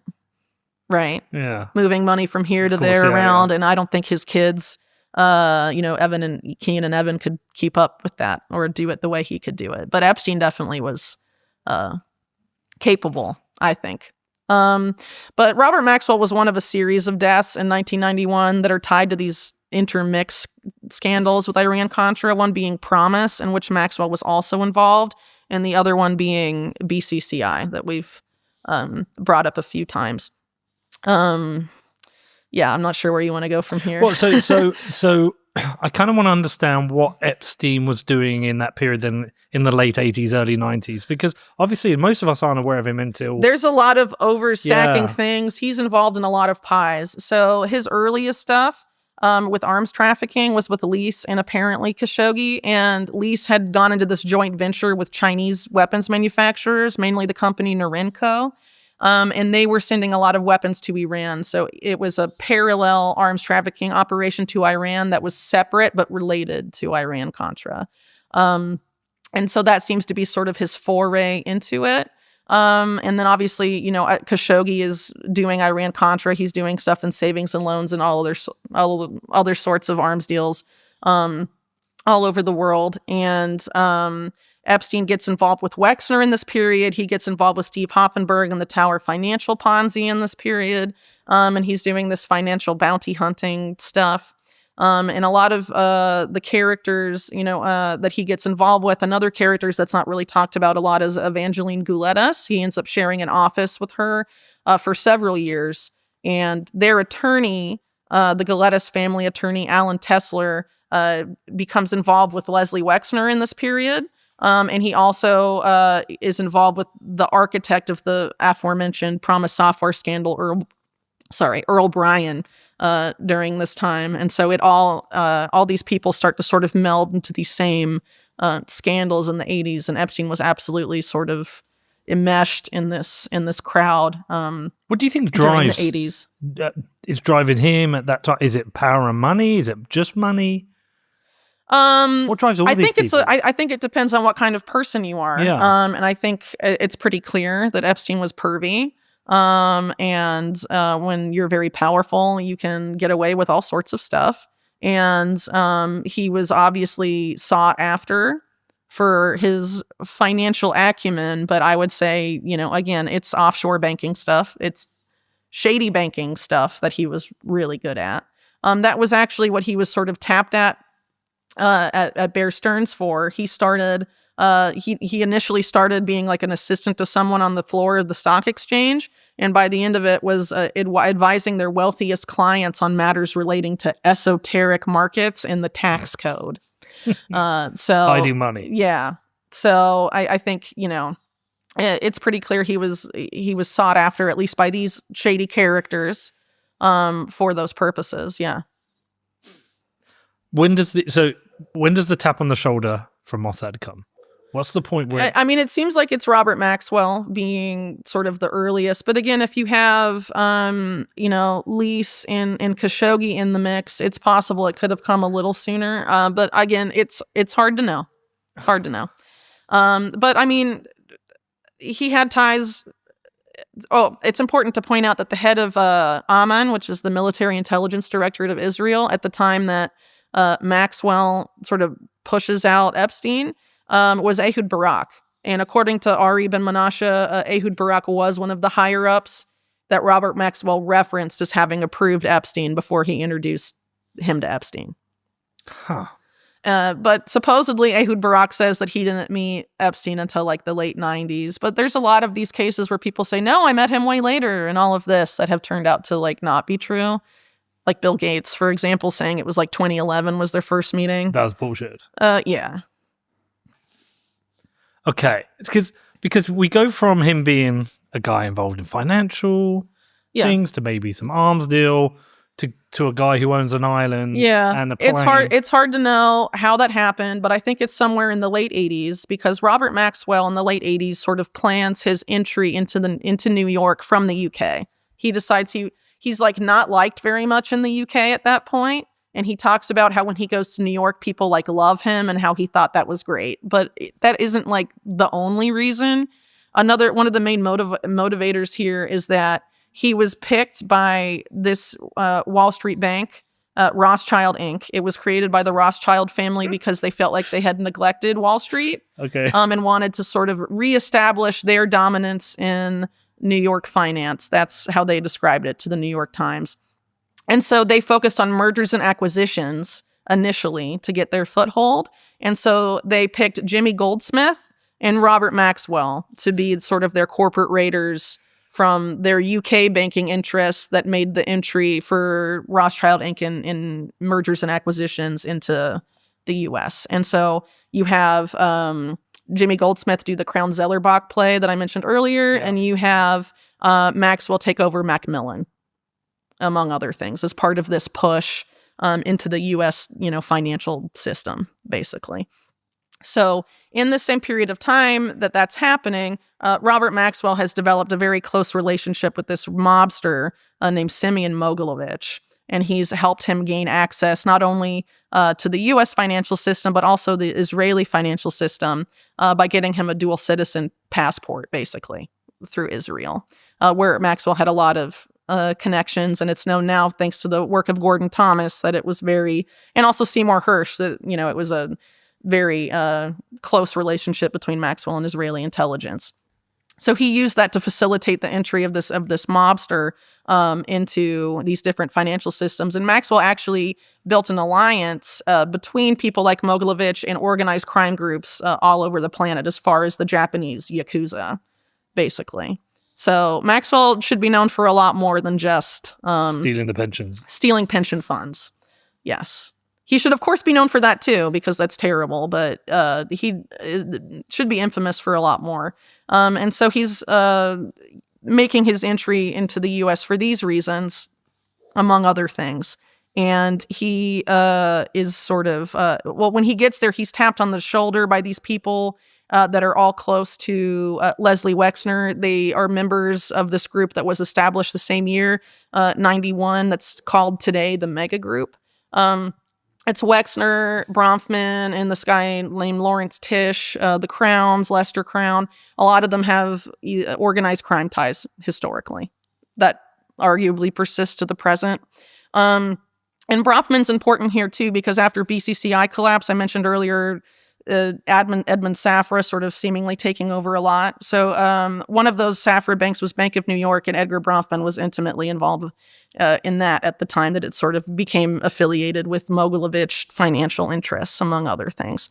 And Robert Maxwell starts having a lot of famous New Yorkers on his yacht, on the Lady Ghislaine, a lot of whom are tied to organized crime in some capacity, like Steve Ross, the former head of Time Warner, who built out the company that would eventually become Time Warner out of an organized crime front company, among other things. You have, there's a picture of him also with that guy, Ross, in Trump, that's pretty famous now.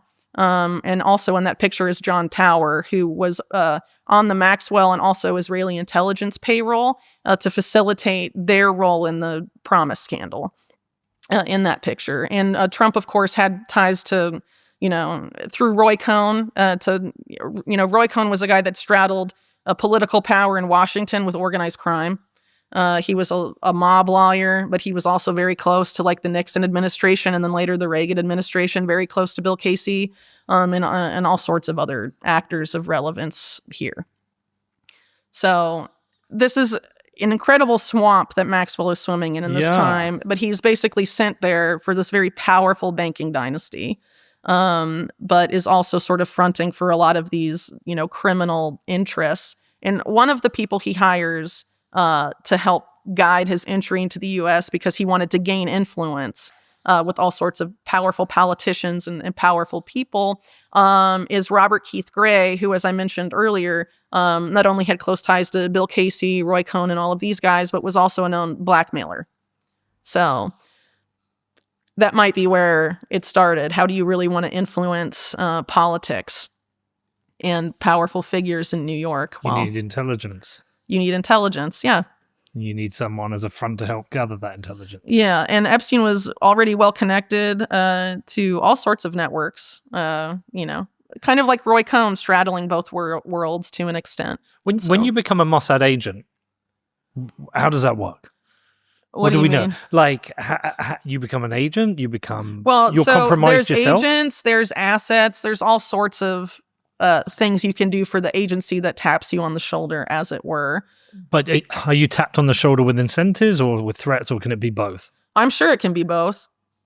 And at that time, Epstein was probably incentives? Well, I think he was already enmeshed in the Maxwell world. And Maxwell, again, is one of these figures that straddles organized crime and He's one of powerful us. business We can and trust powerful banking, and had already been working for Israeli intelligence for some time. And so he maybe introduced Epstein, said, he's one of us, we can trust him. Well, that's what he did. That's what, Yeah. In the mid-'80s, that was already a done deal. But Epstein was also involved with the U.S. intelligence, absolutely.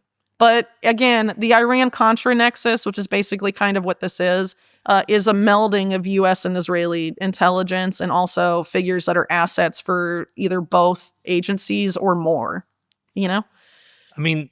Like Robert Maxwell wasn't just involved with Israeli intelligence. He had involvement with British intelligence, Russian intelligence. I mean, he was kind of, he had his hand in a lot of pies, we'll put it that way. And Epstein absolutely was a person with their hand in a lot of pies, especially in the 1980s. Is the Israeli intelligence and the U.S. intelligence pretty much one of the same?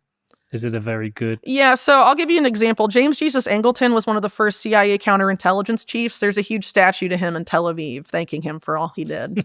And there's been documents that have come forth since, basically showing that he was elevating Israeli interests over American interests, which has happened time and again in U.S. politics. Of course. That's what the neocons are known for, right? And you have someone like Bill Casey, too, who was very close to figures intimately enmeshed with Israeli intelligence, like Bruce Rappaport, for example, one of his best friends. And just, you have all these people having rather insidious business relationships, even why, Casey's CIA director. And then you have this, what I mentioned earlier about sort of organized crime being an element here, because organized crime is transnational, right? And so this national crime syndicate that I've mentioned a few times is also a transnational thing. So Bruce Rappaport, who, is an Israeli nominally, he'd come to visit Bill Casey when he was CIA director. They go golfing together. His chauffeur would be a mob guy, an American mob guy, and there's a lot of examples of, the organized crime being all over the place. So some of my more recent work on the broader Epstein network focuses on Italy and some of the people there. And they seem to really all come from this nexus that was exposed in the 80s, this P2 lodge or propaganda do, it was called. It was a huge, huge scandal in Italy. A lot of people, it involved a lot of politicians, bankers, very powerful people that were basically meeting in secret. It was labeled a subversive organization by the government. It was operating as a Freemason lodge.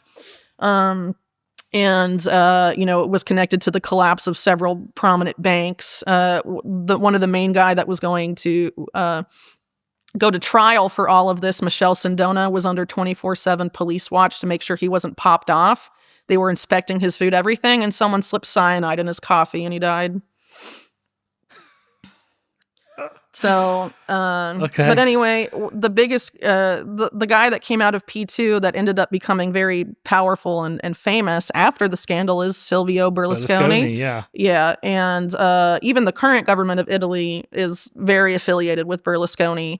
But he liked his bunga bunga parties, didn't he? Yeah. Well, so when he was prime minister, he had these bunga bunga parties, as they were called. And one of the main, she was a teenager at the time, 17. She was a focal point of it. I think her nickname in the press was Ruby or something. It's remembered as Rubygate. She got caught stealing something while all of this was going on, like theft from a mall or something like that. And then when she was being held, Berlusconi, who's prime minister at the time, calls and lies and said it was the prime minister of Egypt's daughter and to let her go or it would create a diplomatic crisis. It wasn't true. Isn't it wild? And that's how it all starts to kind of unravel for him. Yeah, but he has historic ties. To mafiosos and all sorts of really shady stuff. And I mean, he's a real character, to say the least. But it's wild that he is a prime minister of Italy. Yeah. Would be involved in such shady... No one remembers that. Yeah. Yeah. So, but it's the idea that you're the prime minister. You're exposing yourself to one of the hugest scandals that you could go through as a prime minister, but you do it because you must feel like you can operate with impunity. Well, yeah, absolutely. Because by that point, I mean, he'd been in politics for ages. He controlled Italian media. He was the father of Italian broadcasting. I mean, he's an extremely powerful dude. He did get away. I mean, he basically got away with that too. Yeah, but he's really operated like a mob boss. Yeah, I would argue that. Well, P2, which Berlusconi was a member of, and it was on paper instrumental to his rise to become a super billionaire and later politician. It was part of this nexus I referenced earlier as it relates to Operation Gladio. The Italian side of the National Crime Syndicate comes to Italy, Charles Luciano, and helps set up that operation and this nexus that involved American intelligence, the mafia, the Vatican, and a powerful Italian businessmen and politicians and diplomats. There's this layer through everything. There's multiple layers. There is a layer. Well, there's multiple scandals that have all been memory hold, and there's been no accountability. So, I bring up a scandal like that, and people are like, "Whoa, what?" But in a world where things make sense, that would be known about, and accountability would have happened, and would have been like, "We're never doing that again." Well, I remember the whole when the Bunga Bunga Party stuff came out. I was like, "Oh, well, this." Oh, I'm talking about P2. Oh, P2. Okay, but what I'm saying is, on these layers, through all of this, there is a layer of organized crime, a layer of intelligence agencies, a layer of big business and rich people, and then this other layer of young girls. Yeah, they like teens. They do like teens. Mm-hmm. They do like teens. But it's a layer through... All these layers exist. Mm-hmm. Yes. They pop up over and over again. I mean, I don't know. Again, this is what I tried to show, the redundancy of how this keeps happening, the same names, the same people, and also the same cycles of impunity and no accountability. Can you make sense of it? Well, I tried to in the books. Not sense as in piecing the piece together. The logic of how we exist in a world where this is just happening. Oh, yeah. Okay. So perception management is how we exist in PR. this and don't really know. Sure. Well, the same guy that made PR is the same guy that made propaganda. It was Edward Bernays, Sigmund Freud's nephew, who basically weaponized psychology against the whole world because PR is propaganda for corporations, right? And so he developed both jointly. Okay. So back to Epstein. How do we get from a tap on the shoulder, friends with Maxwell, to this point where he's now in with Clintons and Trumps? With all this high society of US. Maxwell dies in 91, and that's the first year that Ghislaine and Epstein are, seen out publicly dating. But Epstein had several girlfriends in this period. And he took many of them on his Clinton White House visits, which began in 1993. The first one was not Mark Middleton. It was Robert Rubin that was inviting him. And Robert Rubin, Is he dead? No. But his deputy was Larry Summers, who, as we all know now, had a very cozy Epstein relationship. And, Robert Rubin and the repeal of Glass-Steagall, it was... Rubin had left to go work for Sandy Weill, and that's the reason why Glass-Steagall had to go away, so that Citigroup could merge. That was a Clinton policy, right? Well, the repeal of it, yeah. Larry Summers was also a Treasury Secretary under Clinton. But at the time Rubin effected that Epstein visit, he wasn't Treasury Secretary yet, because I believe Clinton had 3 Treasury Secretaries, Rubin and Summers being the latter 2. The first one was Lloyd Benson.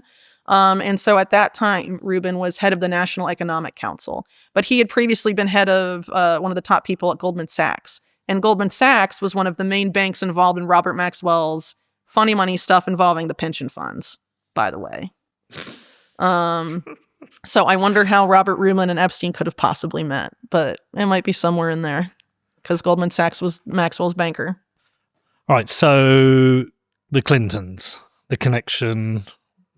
Would this be the Israeli connection saying we want you to get closer to the Clintons? Is this himself just wanting to get closer, just elevating his place in society?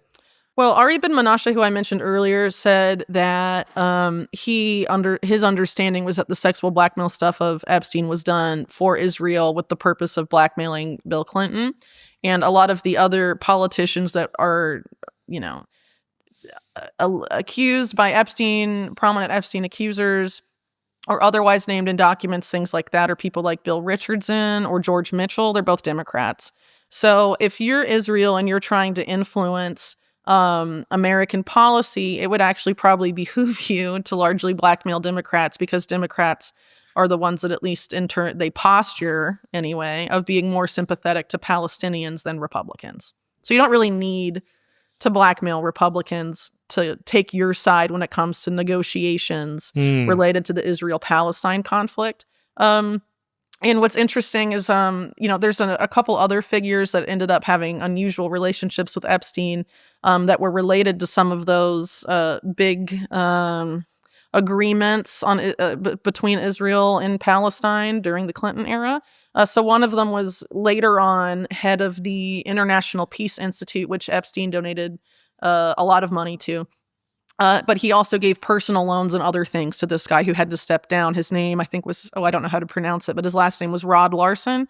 And he was one of the lead negotiators on the Oslo Peace Accords in the early 90s, as an example. And George Mitchell was known as a negotiator involved in this kind of stuff too. So it seems like a lot of targeting was kind of done there. And also, allegedly, there's been a lot of work done. I forget the journalist's name, David Harbour, I think it is.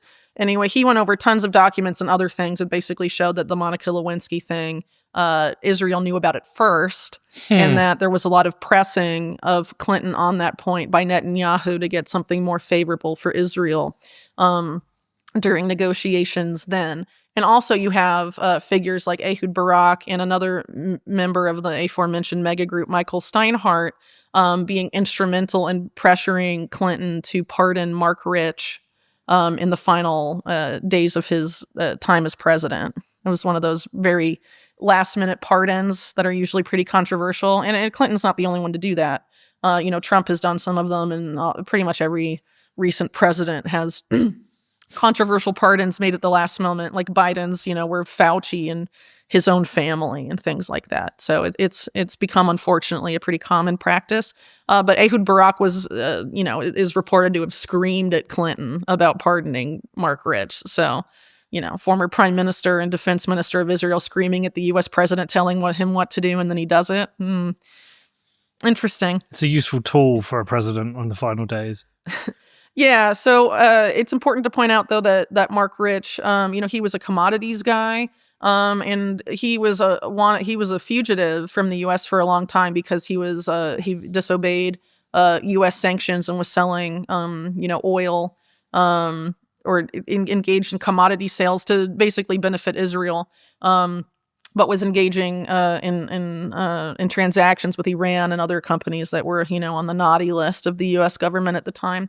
But he was a very well-known and it's very well-documented asset of Mossad and Israeli intelligence, and had a lot of overlap with that. And a lot of people that worked for him were on Israeli intelligence payroll.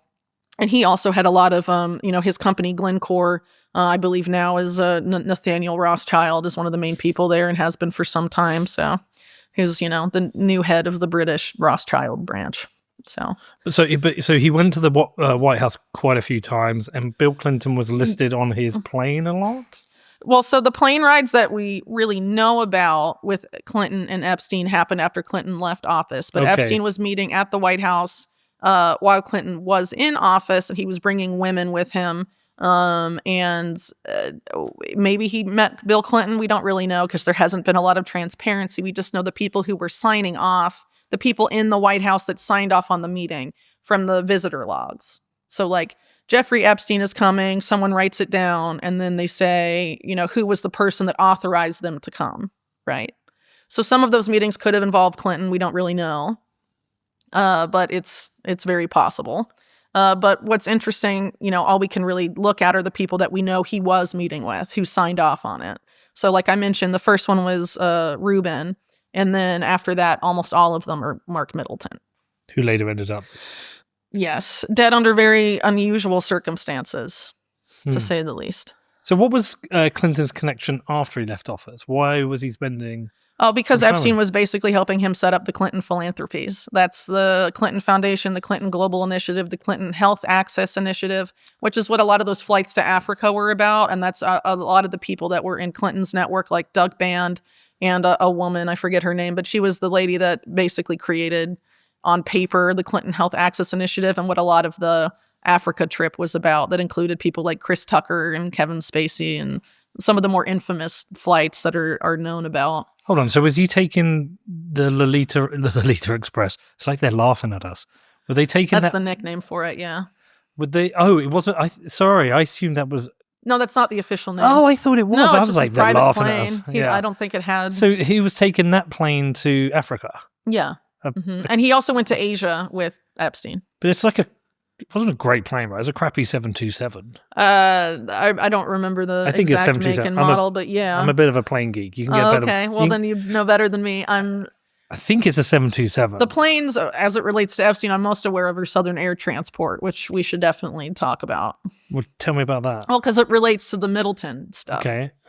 So Middleton, at the time Epstein is meeting with him, is involved in this scandal that sort of revolves around Clinton's reelection campaign in 96, I guess. But it is much more than that. It's remembered today as a campaign finance scandal, where basically people that were not citizens of the U.S. were funneling a ton of money to the DNC, the Democratic National Committee, illegally. And that was absolutely happening. But a lot more was going on. A lot of these businessmen, they were Chinese, and they were all trying to get access, most of them, to Ron Brown, the Commerce Secretary. He's the one that we brought up earlier because he died in the suspicious plane crash, along with the department, the sub-department in the Department of Commerce that was most targeted with this group, which is the ITA. I think that's International Trade Administration. Pretty much the top staff of that department was taken out with Ron Brown in one go. And the guy at the airport that was allegedly responsible, the navigator, was found dead of an alleged self-inflicted shotgun wound to the chest like 2 days after. And Ron Brown had a wound in his head when he was found in the plane crash that is, if you look at it objectively, it's a bullet hole. And that was not inflicted by the crash. No survivors. So on this podcast, you are definitely hearing me talk about Bitcoin a lot. Well, why? We live in a really strange time with governments driving inflation with their reckless spending and endless money printing. There is a way out of this. There is a way to protect your money, and that is by stacking Bitcoin. I've made loads of shows about Bitcoin. You can go and research this. You can go and read the books. But the truth is, it is the hardest money ever created. If you are interested in protecting your financial future, it's time for you to get on the Bitcoin train. I've been stacking Bitcoin personally and through my businesses since 2017. It's protected me, it's secured my family's future, and it also strengthens all of my businesses. So if you want to start stacking Bitcoin, where do you do it? Well, for me, it's with Gemini. They're a fully licensed, full reserve exchange and custodian, so they give you a secure way for you to buy and own your Bitcoin. There's no risks and no funny business. So if you're serious about stacking Bitcoin the right way, head over to Gemini.com, which is GEMINI.com. Okay. So why were they trying to get after Ron Brown? Chinagate is very complicated. Congress tried to investigate it. They were stonewalled by every agency. It was crazy. Mark Middleton pleaded the fifth when he was brought in, I think, almost 30 times. No one wanted to say anything about this, and it's been extremely memory hold. So why was Epstein meeting with Middleton while Middleton was a central figure in all of this? So really one of the main nexuses of Chinagate aren't Chinese, they're Indonesian, they're the Riyadi family. And the Riyadi family had a lot of business interests also in the United States. And they were very close to a financier based in Arkansas named Jackson Stevens, who is very important to the rise of the Clintons as a political dynasty. So that's important there. On the other side of it, the Riyadis also were very close to BCCI Hong Kong. And when BCCI was imploding, they tried to rescue specifically that Hong Kong branch. And had a lot of connections to sort of those networks there. They try and rope in Chinese government-linked firms to help them rescue it. And that they don't rescue it, but they continue. They basically make joint ventures with the Chinese government. And so the Riyadis and a lot of people who worked for them that were Chinese nationals end up being the people that are the Chinese figures in Chinagate, but they're really working for this Indonesian guy that's in bed with the Chinese government. So it's a little broader than just Chinagate. And essentially what I would argue is going on is that sensitive U.S. military technology was being given to the Chinese military in exchange for Chinese weapons being smuggled really into the United States.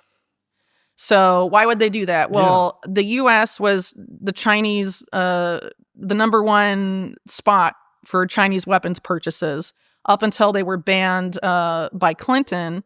And part of that was an exchange to get Congress to grant China most favorable nation status for trade, because they didn't have that before and they wanted that. And it was a major impediment to the U.S.-Chinese economic relationship that exists today. Because if you aren't an MFN or most favored nation, it's much harder for you to establish that kind of, economic dependency, really, which is what it's developed into. Everything is made in China. It wouldn't have been as easy to sort of establish that. But anyway, they still wanted to sell the weapons to somebody. The Chinese weapons market lost its number one customer. So how were the weapons getting in? Around the same time, Jeffrey Epstein, who has power of attorney over all of Leslie Wexner's affairs from 93 on, and Wexner's business interests start basically negotiating the relocation of this airline called Southern Air Transport from Miami, where it had been located, to Columbus, Ohio, where the Limited and Wexner's business interests are based.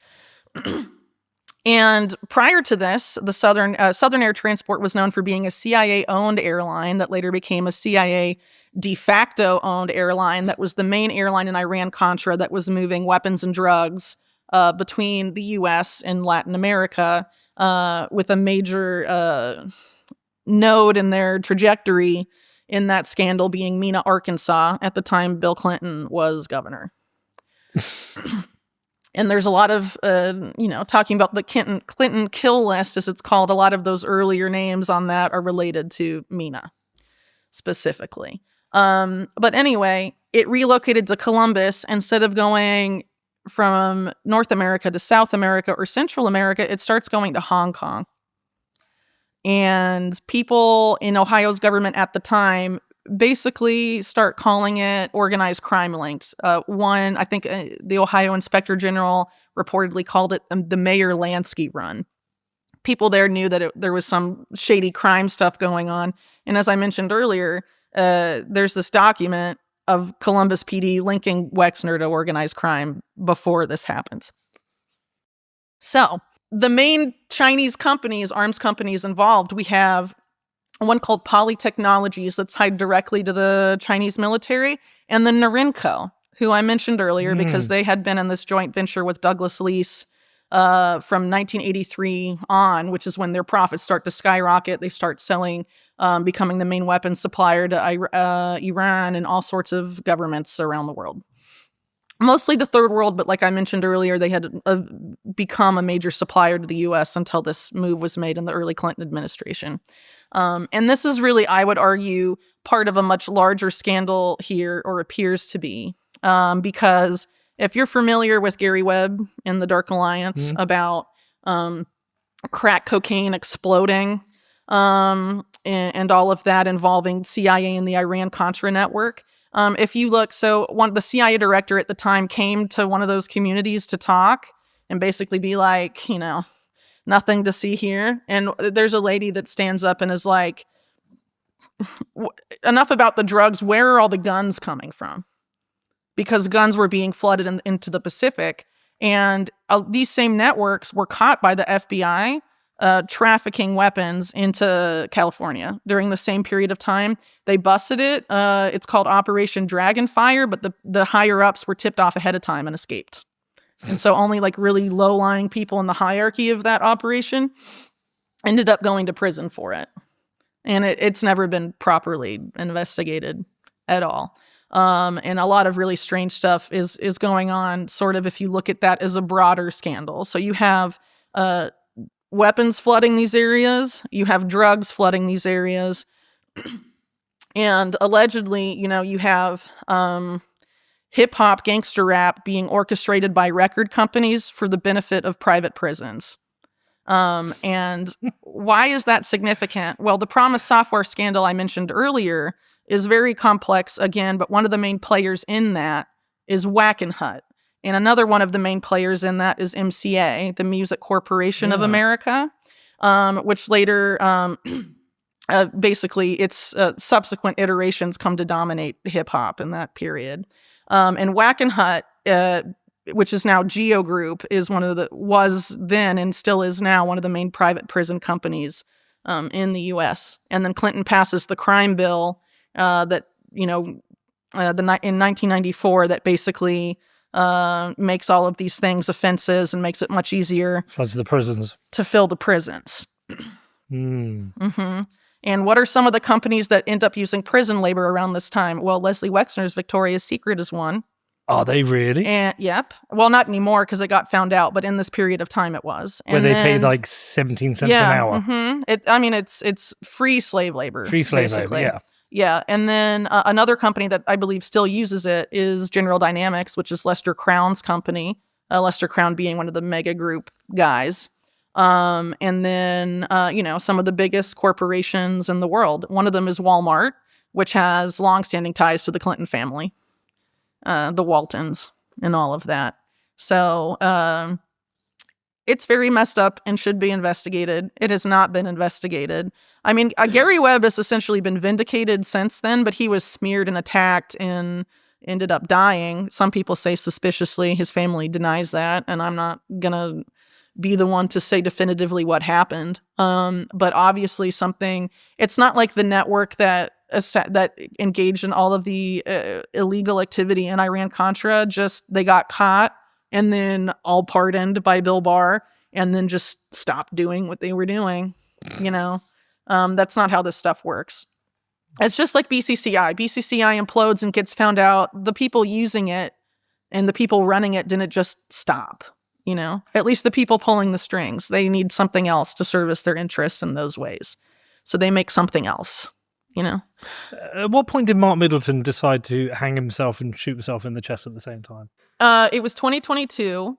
Oh, so And quite so recent. it was well after the Chinagate stuff had presumably been forgotten about, but it was shortly after the Daily Mail actually was the outlet that did it, of all outlets, revealed the full extent of Epstein's visits to the White House and showed that most of his meetings were with Middleton. Because before that, it was thought to be only like, I think, 3 or 4 meetings. Mostly about a White House fundraiser that Hillary Clinton was running that was also very suspect. I talk about that in my book.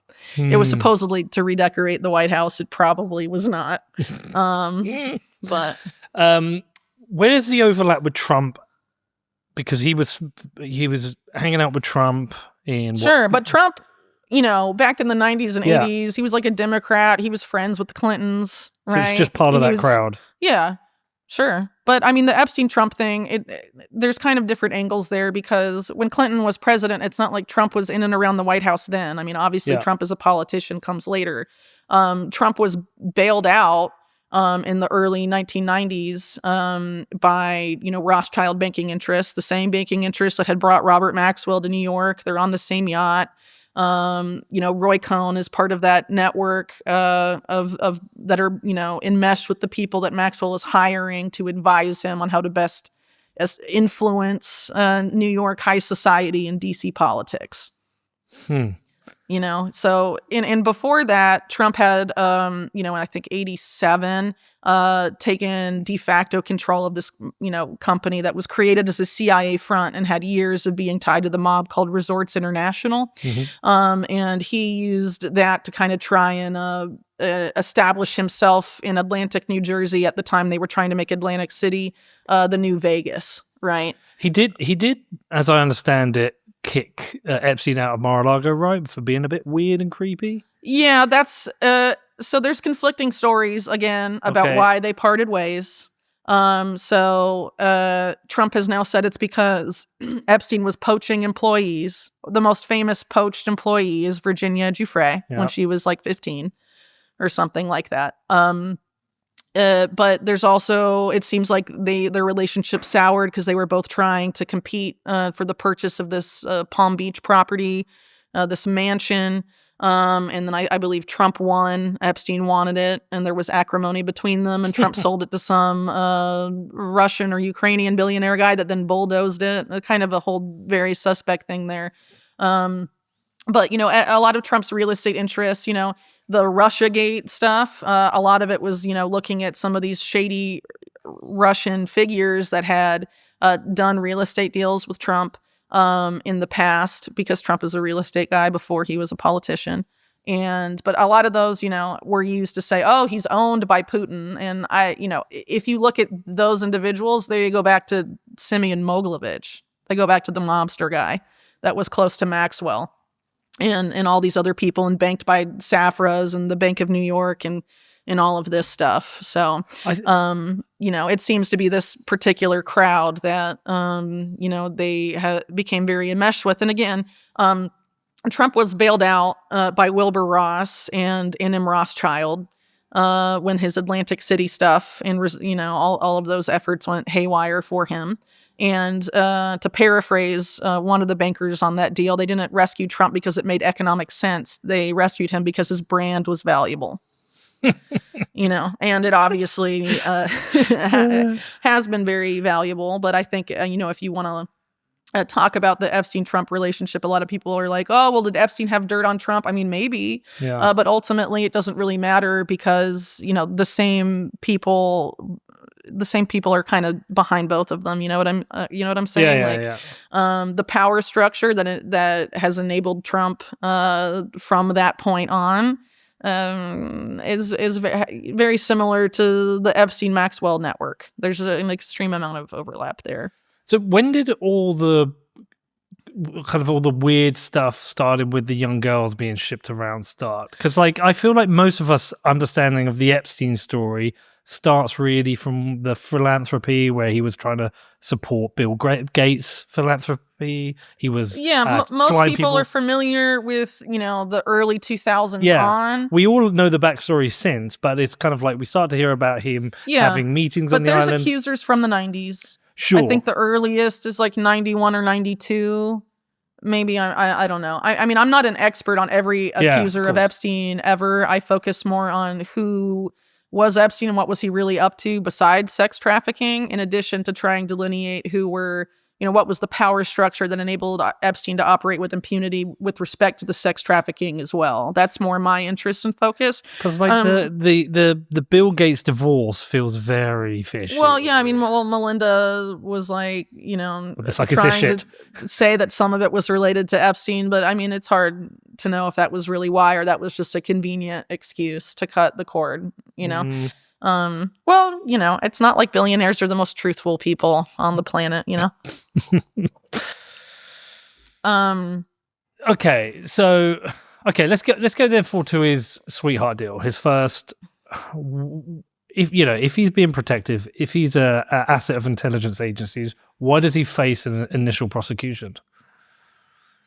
Well, obviously the sentence he got, I think in total was like 18 months, and it was like minimum security. He was allowed to leave the prison during the day to work. Yeah. He had like a private office. Yeah, but I think the most important part of it, in terms of what we're talking about, is that it was supposed to grant immunity to a lot of co-conspirators. Right. Which was supposed to include Ghislaine Maxwell, and actually there may be a Supreme Court case heard about this, because Maxwell's attorney is and Maxwell herself obviously is arguing that because of that agreement, which was with the government, or at least the government of Florida, but I think it's the federal government, they should honor that and shouldn't have prosecuted her for the case that she was convicted for more recently. Yeah. Yes. And I don't know. We'll see what happens there. It's complicated stuff. But a lot of the stuff Ghislaine is in prison for right now, I believe, is stuff that's alleged to have occurred earlier than the period most people think of. It's related to the 90s, as I understand it. So she was trafficking young girls around the whole I time? think it seems like it began, the operation seems to have begun in the early 90s, around the time Maxwell died and Epstein and Ghislaine are publicly seen together.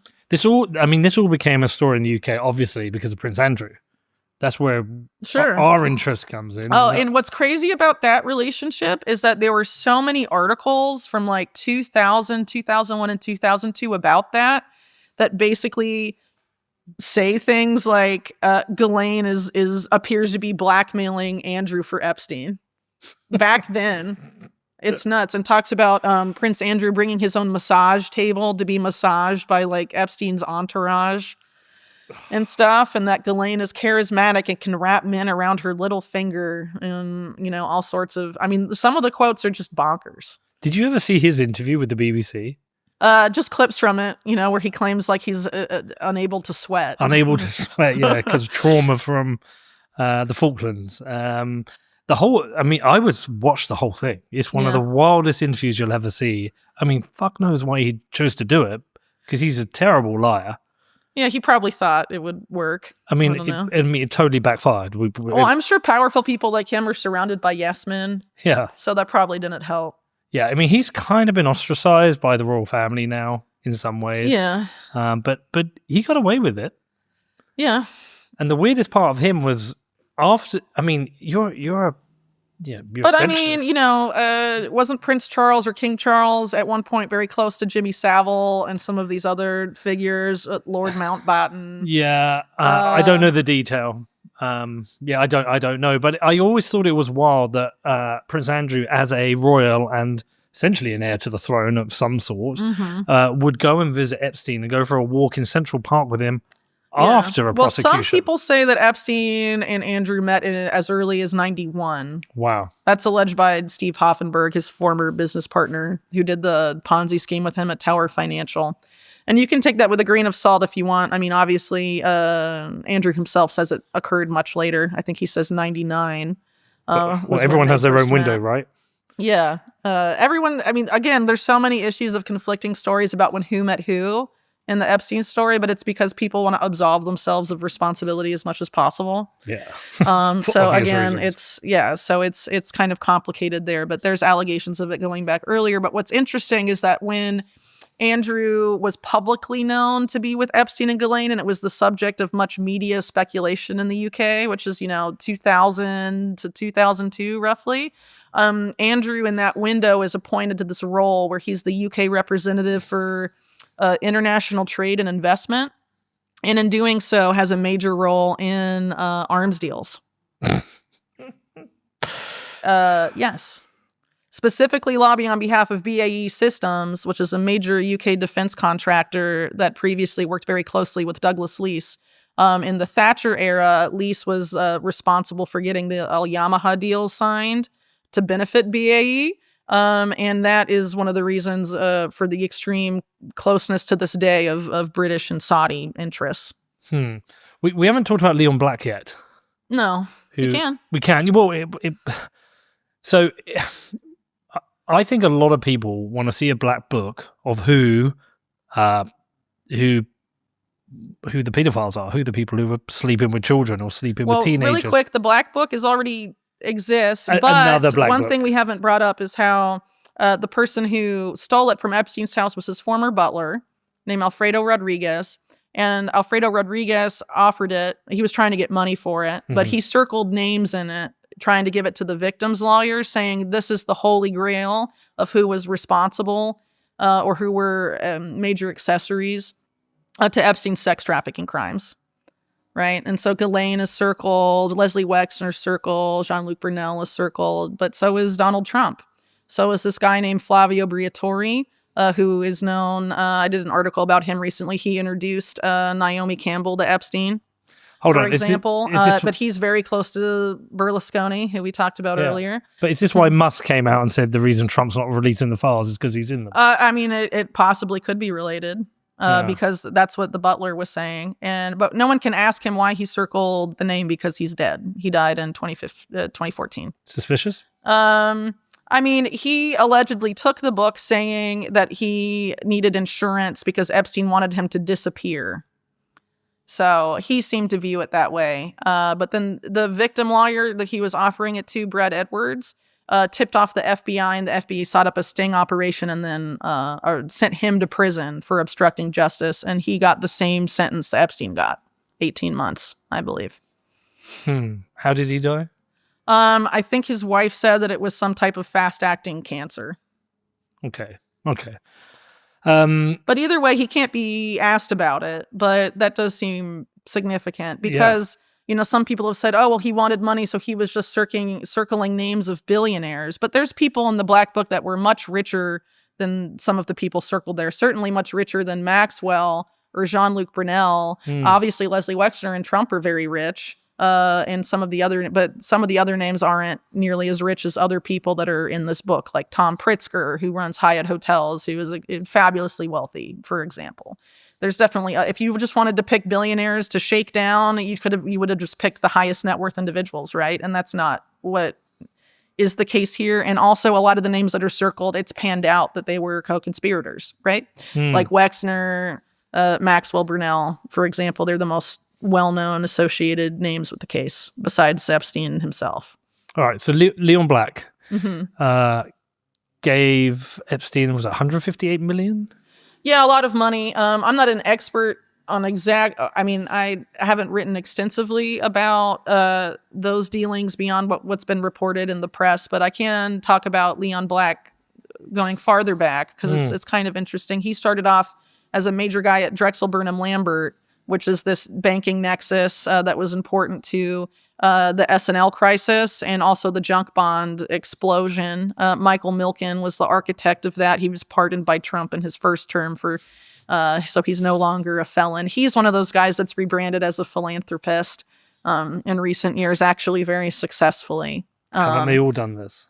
Yeah, but major financial crimes went on, and the junk bonds were used to fuel a lot of these corporate raiders that ended up taking over major swaths of the American corporate landscape and really centralizing them within this group that is the subject of my book. And so Leon Black was a part of that. And what's interesting also, as an aside, is that his father, Eli Black, died rather suspiciously, falling out of a high-rise window when he was the head of United Fruit Company. That's the same fruit company that CIA did coups for. Yeah, and then it was taken over by Leslie Wexner's business mentors, Max Fisher. Going back to your yacht explanation, there's a lot of people who seem to have got off the yacht. Yeah, or they just they threaten deals, or they make mistakes and expose themselves too much. I mean, I think there's a lot of reasons. I mean, you can slip and fall off the yacht, right? Or you can deliberately decide to try and hop off. And I think, some of these things are related to that. But anyway, yeah, Leon Black obviously operates in these networks and has for a long time. Apollo Global Management is his firm that he funded with other ex-Drexel people and what he's known for now. And his crimes with Epstein were investigated by an internal group at Apollo that exonerated him. But one of the lead authors on that is a guy named Alvin Buzzy Krongard, who used to be executive director of the CIA and is one of the main suspects in 9/11 insider trading. It's a meta cartel. Yeah, I mean, it looks that way to me. But Leon Black, it was supposedly for philanthropic purposes, right? And so this is one of those examples where Epstein is one of these types of figures that was important in the world of philanthropy from the post-2000s on, because, things like the Clinton Foundation, the Gates Foundation, they were, reported about by outlets like the Huffington Post as ushering in this new era of philanthropy through impact investing and things like that.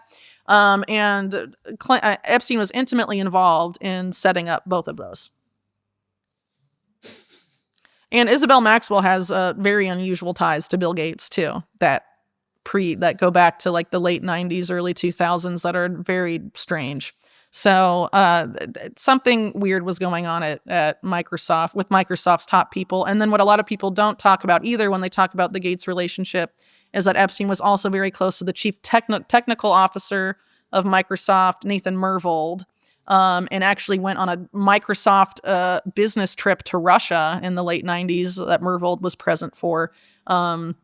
That, apparently they can't explain, but I would argue that's one of those trans-ideological corporations things, because that Sam Pisar guy I mentioned earlier, the Maxwell confidant that talked about all this to Congress and was like, it's actually not a bad thing. He was a lawyer for Apple, and Steve Jobs referring to him was like, I don't know if he worked for the CIA or the KGB, but really he probably worked for both. But he was, Pisar and other people were about getting Silicon Valley established in some of these other countries and, furthering this, the trans-ideological corporation model where, corporations run the world and the nation state and nation state sovereignty is irrelevant or doesn't exist. Where's Leon Black now? I believe he's still at Apollo, isn't he? I haven't followed him really ever that closely because I found other parts of the case more interesting. But I think he's one of those obvious signposts that show that people came to Epstein to manage money when they wanted to evade taxes or engage in money laundering or some other sort of financial funny business. Or maybe wanted a certain type of entertainment. Well, that's been alleged too. Yeah. Black denies it. Of course. It's not like, hey, I'm a pedo. Mm-hmm. Yeah. Okay. So if we move to where was it 2019 Epstein was rearrested or re-prosecuted the second time? Yeah, it was SDNY going after him because the other cases, remember, took place in Florida. Yes. And so this is a totally different district going after him. But you believe at this point he's being discarded? So I can't say with any certainty I know why it was, but here's the thing. I don't think the U.S. government, specifically a district as known to be as corrupt as the Southern District of New York, SDNY, would be like outraged on behalf of the victims that Epstein had been let off so leniently 12 years before, and it was all because of Julie Brown at the Miami Herald. They decided to go after him. I mean, that just seems like a cover story to me. Not to imply that Julie Brown was involved in that, but I think her reporting gave them an opening to go after this guy, at least some faction for something. Yeah, I think Epstein probably pissed off someone. I want to talk to you about one of my sponsors, Incogni. And that means we're going to talk about the weird world of spam. And I don't just mean those spam emails that you get day after day from companies you never heard of and companies you've never signed up to. I'm also talking about those spam phone calls you get from those people who seem to know a little bit too much about you, trying to get your bank details. It's all a bit creepy, right? Now, this all comes from the world of data brokerage. There are companies out there collecting your data, building profiles, and sending that data to anyone who wants it, which is why when one of those scammers phones you up, they seem to know everything about you. Now, I've tried myself to get off these lists, try to get off the phone lists, try to get off the email lists. I unsubscribe from every one of these emails that comes in, but this game of whack-a-mole, it just never ends. And so this is where Incogni comes in. They do all the hard work for you. They reach out to these companies and they will get you legally removed from these lists. And I know because the last time they sponsored my show, I signed up and I didn't take the free option that they offered me. I wanted to pay for it. I wanted to see if you get value for money. And they removed me from 79 data broker lists. And so I've stayed on. I've stayed a subscriber and I have seen a massive decrease in the number of emails and phone calls I've been getting. So it's a great service. I recommend you check it out. If you're sick of this like I was, please head over to incogni.com/Peter and sign up. If you use the code Peter, you will get a lovely 60% discount. So that's incogni.com/Peter. You have some you mentioned earlier because I wrote it down. I do have a theory, but I mean, it again, it's hard to know, and this is inherently speculative, so I really want to preface that. Yeah, okay. Yeah, well, you know, a lot of people, because I talk about controversial things, and I'm very critical of billionaires, like to twist my words. So trying to be careful. This will end up a five-second AI things. Yeah, I have a major AI slop impersonation problem that we can talk about later because it's insane. But yeah. Sorry, we were talking about. So you have my theory about why. Theory. Yeah. So, John Brennan was CIA director under Obama, and there's a lot of weird things around him. So, for example, Michael Hastings, a lot of people have forgotten about him. He died suspiciously just as he was about to publish an expose on John Brennan. He had previously published something on Stanley McChrystal, who was a major general at that time, who had to resign because of the reporting. So there's been speculation about that, about what happened to Hastings. And then there was a WikiLeaks release after about how the CIA had the ability to take control of someone's car and cause something like what happened to Michael Hastings, who died in a weird explosion in his car. Anyway, so John Brennan has that to his record. But I think if not him, someone in his network, but probably him, got very mad at Epstein because I think Epstein was likely involved with the rise of the current Crown Prince of Saudi Arabia, Mohammed bin Salman, who had a very uncharacteristic rise to power, I believe in 2017 or so. And Epstein was very involved in Saudi Arabia. Going back to his relationship with Khashoggi, there's this issue, for example, in talking about his intelligence links. He had this Austrian passport that showed Epstein's face, but a fake name, and all of this stuff. And it was frequently travel. He was using it to frequently travel back to and from Saudi Arabia and all these other places. And I think his address on it was listed as being Saudi or something like that. And obviously Khashoggi was a very important player in Saudi world, and Epstein and him had a pretty important relationship. And as it relates to John Brennan had been CIA station chief in the capital of Saudi Arabia for a long time, and the crown prince that was deposed by Mohammed bin Salman, we'll call him MBS for now, that MBS took out of power, had been the guy that Brennan had basically groomed to be the new crown prince. That was like the CIA's golden boy, you could say. So Epstein interfered. Well, I think Epstein was part of the group that put MBS into power. Pictures of them figured prominently in his townhouse. I think Epstein was an architect of MBS's Vision 2030, which was his policies for a post-oil Saudi Arabia. And Epstein appears to have been managing Saudi wealth funds, at least one sovereign wealth fund of theirs. And I say that about Vision 2030 because one of the first things MBS did as part of that was to promote Sophia the robot. He gave her citizenship to be like the first robot to be granted citizenship. But the people that made that robot, Ben Goertzel and Hanson Robotics, heavily funded by Epstein. So I think it's very likely he was the one that connected him, and he was very interested in AI and robotics, transhumanism, and a lot of the stuff that's sort of within Vision 2030. But ultimately, his what he was doing was working against U.S. interests at that point. Well, I mean, again, this is a transnational thing, and so you have transnational factions too. But basically, I think it's pretty clear that the Obama faction is different than the Trump faction, right? And so you're having someone like John Brennan getting pissed off at whoever took out his favored leader of Saudi Arabia and put in MBS. Because MBS was too young to be crown prince. It's about seniority in Saudi Arabia. It doesn't go father-son like that because, I mean, when you're king of Saudi Arabia, you have like an insane number of kids, right? And so it tends to be passed through uncles and, you know, it's seniority. And he came to power in his early 30s. And then he put all these other Saudi royals and prominent aristocrats, you know, in the Ritz-Carlton. I don't know if you remember this. They were like hung upside down. It's the meeting. The shakedown. Yeah. All of that stuff happened. So there was obviously a big shakeup of the power structure of Saudi Arabia, which has always been very close to U.S. interests when he comes to power. And MBS not only had close ties to Epstein, he also had really close ties to Jared Kushner. Apparently Kushner and Adam Newman of WeWork, the Israeli guy, were texting each other all the time, and they were going to bring peace to the Middle East. And help and develop part of what would become the Abraham Accords together.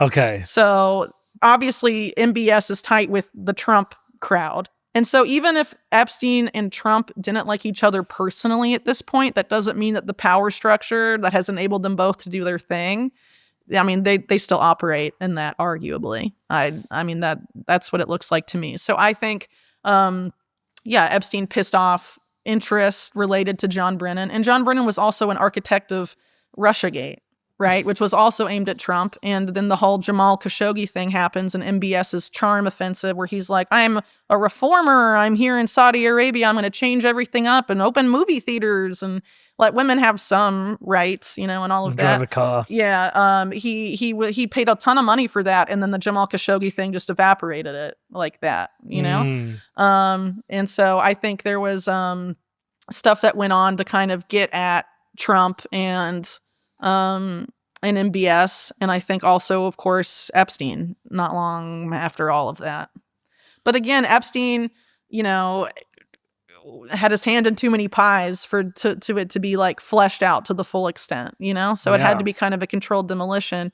And what's interesting, so I brought up William Barr a few times. He's basically the Republican CIA mop-up man. But one of the main lawyers for Epstein victim, Stanley Pottinger, is basically that for the Democrats. And his law partner, Brad Edwards, is the one that tipped the FBI off about the guy with the black book and got him sent to prison. I mean, there's kind of some weird stuff there. So anyway, if you want to do a controlled demolition, so to speak, of Epstein, you need to have at least some control of both sides. And it's interesting that one of the, you know, main prosecutors for, I think, Maxwell's case and then later the Diddy case is James Comey's daughter, Maureen Comey. I mean, you have like a lot of powerful connections here. And I think a part of it is aimed at controlling both sides because you can't have too much come out, you know? Yeah. And so at that point, they've got compromise on Epstein himself anyway. Well, sure. Yeah. And so he's done. He's cooked, facing prosecution. Do you think he killed himself? Yeah, so I don't buy the official narrative about how he killed himself. But I also don't want to say I know what happened authoritatively because I don't think anyone does. No. Right? Because even now with attempts to release footage and whatever, it's inconclusive and doesn't show anything. And there's like a bit of footage missing and it flickers, right? Yeah. It's like they're not very good. No, but I think they were just hoping that, it would be enough to keep people quiet and memory hole it and make people It's done the move opposite. on. Huh? It's done the opposite. Yeah.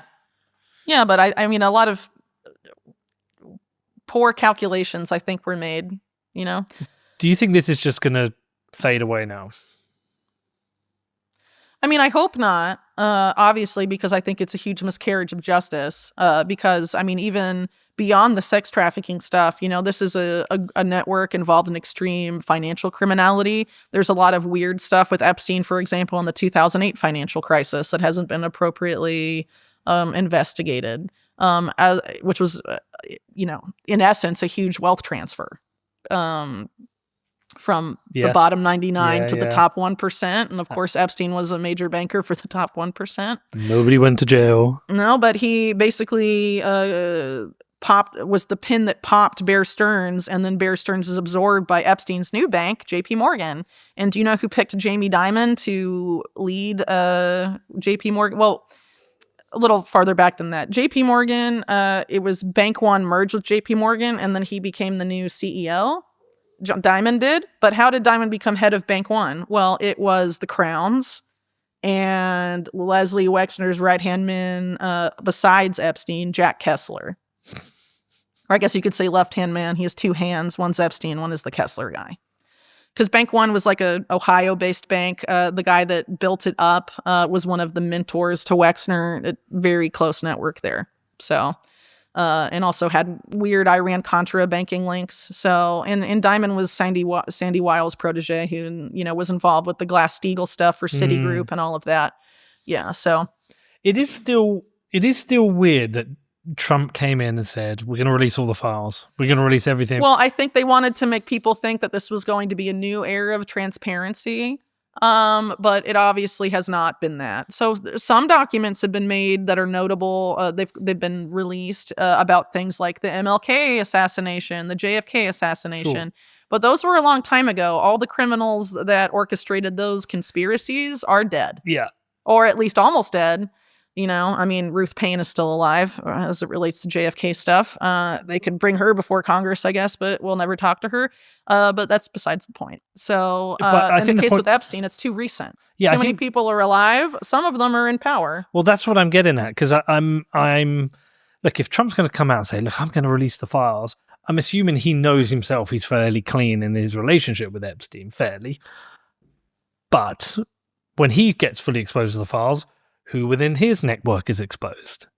Sure. Well, that's the whole thesis of this recent investigative series I've been doing called First Friends, which is about people who are close to Trump that likely have something to lose if some of this stuff were to be fleshed out more. Such as? Well, one of them is Flavio Briatore, who I brought up earlier, who is, again, we already discussed, very close to Berlusconi. And he basically, Michelle Sindona, who I mentioned, the guy who died from the cyanide-laced coffee, his successor at a lot of his shady companies, Briatore became a mentor, or not a mentor, the apprentice, the underling of that guy, whose name was Attilo Dudo, I believe, and he died in a car bomb that was never solved. And then Briatore left town, got tied to... I think he went to Milan and got tied up with all sorts of sort of underworld characters, and there were wiretaps of him talking to crime guys, and he eventually had to become a fugitive from Italy and establish himself in the USVI. He became the representative for the Benettons of United Colors of Benetton fame, and later became best known as a Formula One guy because he was coaching the Benetton team. And Michael Schumacher was his main guy. But then he got caught, doing race fixing scandals while banking with the HSBC Swiss accounts that were all very suspect. The timing of that overlaps. So anyway, Briatore is one of these circled names, as I mentioned earlier. So Epstein's butler thought they were instrumental, or thought he was instrumental to what was going on there. And at the event where Naomi Campbell says Briatore introduced her to Epstein, you can see a teenage Virginia Giuffre being taken, following Maxwell around like her shadow. I think it was on Briatore's yacht, the party. And Briatore also was close to another Victoria's Secret angel, Heidi Klum, fathering one of her children. And I think his most recent wife after that was a former employee of Berlusconi, who was a model that marketed the Wonder Bra, something like that. But he has a lot of connections to the world of modeling that are, like Epstein, rather suspect. Yeah, I mean, just all through this, like I say, there's this big network of. I talked about these layers. One of the layers seems to be modeling. Yeah, like it's ultimately it's it's rich crazy. guys and their perversions. Well, yeah. So my most recent article on this is about another modeling guy named Paolo Zampoli, who is best known now, I guess, because people have accused Melania and Trump of first being introduced by Epstein. I think Epstein claimed that he first introduced them at some New York fashion event. And the first couple say, no, it was at the Kit Kat Club. It was Paolo Zampoli that introduced us. Okay. But Paolo Zampoli is a protege of this guy named John Casablancas. I don't know if you're familiar with him. Nope. He is, the face of elite model management. But that was a merger between his agency and the agency of this guy named Gerard Marie, who then became head of Elite's European branch. And Marie has been accused of trafficking women, just like Jean-Luc Brunel. The accusations are very similar. One woman accused him of trafficking her to Adnan Khashoggi, actually, in the 1980s. That Khashoggi paid $50,000 just to, meet her, and then she was pressured into having a relationship with him. And basically, a lot of these women, they are taken to these countries with all these promises, and then they are penniless, and to have success in the industry, predatory relationships develop because these modeling executives like Marie demand things if they want to have success. And it's very it seems like a very dark industry if you're looking at a lot of these people at Elite. I mean, including Casablancas, who was accused of exploiting his younger models as well. And Casablancas admitted that his sexual preference was for what he called child women. God. And his third wife he met when she was 17, and he married her that same year. So she was technically a minor in Brazil. There's a huge network of victims here then. Yeah, well, a lot of, it's strange because it seems like Epstein, in terms of his trafficking, I mean, there's the well-known scandal, but it seems like also, Epstein would lure women with promises of paying their scholarships and offering them modeling jobs. And he didn't, for most of the known victims, he didn't do that. He just used that as a lure and then abused them and discarded them. But there were some women that he did do that for. And then they get married off to very powerful people.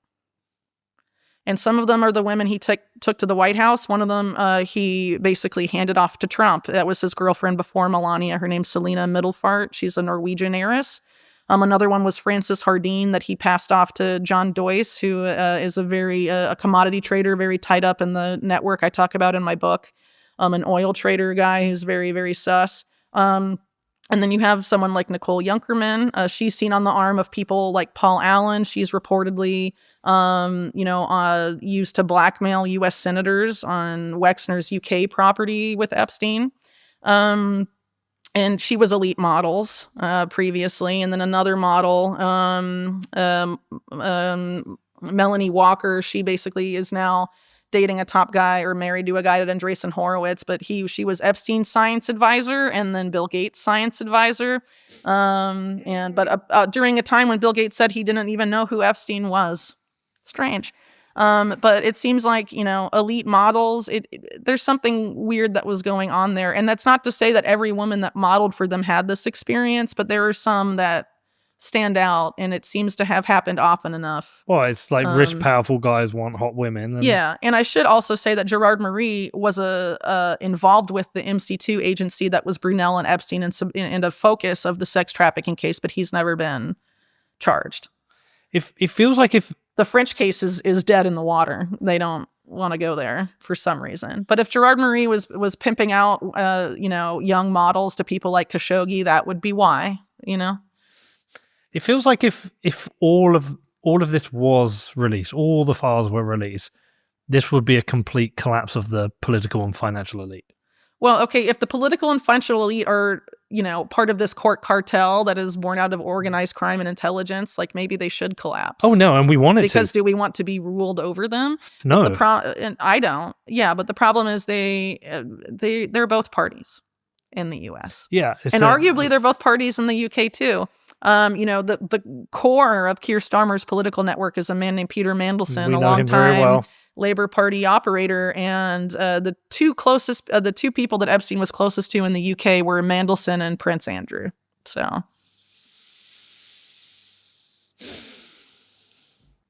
it's a transnational problem. And so, the reason Keir Starmer's in is because the last government was so terrible. And so, the next cycle, people will be like, I want nothing to do with Labour, and they'll just go back, and it's ping pong from one side to the other, but nothing fundamental changes. And so the same is true for the U.S., but what they need to control is perception. And so I think in the U.S., they've done a much better job of that than in the U.K., where, the Trump campaign created the perception they were going to be so radically different, not just from Biden, but from Trump's first term, right? In terms of transparency and all these major changes. And so they picked a lot of people who Trump's base trusted from, the years prior, like Dan Bongino, a podcaster who was like, release the files, being put in as a deputy FBI guy, and Kash Patel, release the files, being put in as head of the FBI. But then they turn around once they're in power and are like, trust us, there's nothing to see here. And I think they thought because those guys had cultivated so much trust with Trump's base, they would believe them, and that would be that, It does feel like it will be washed over.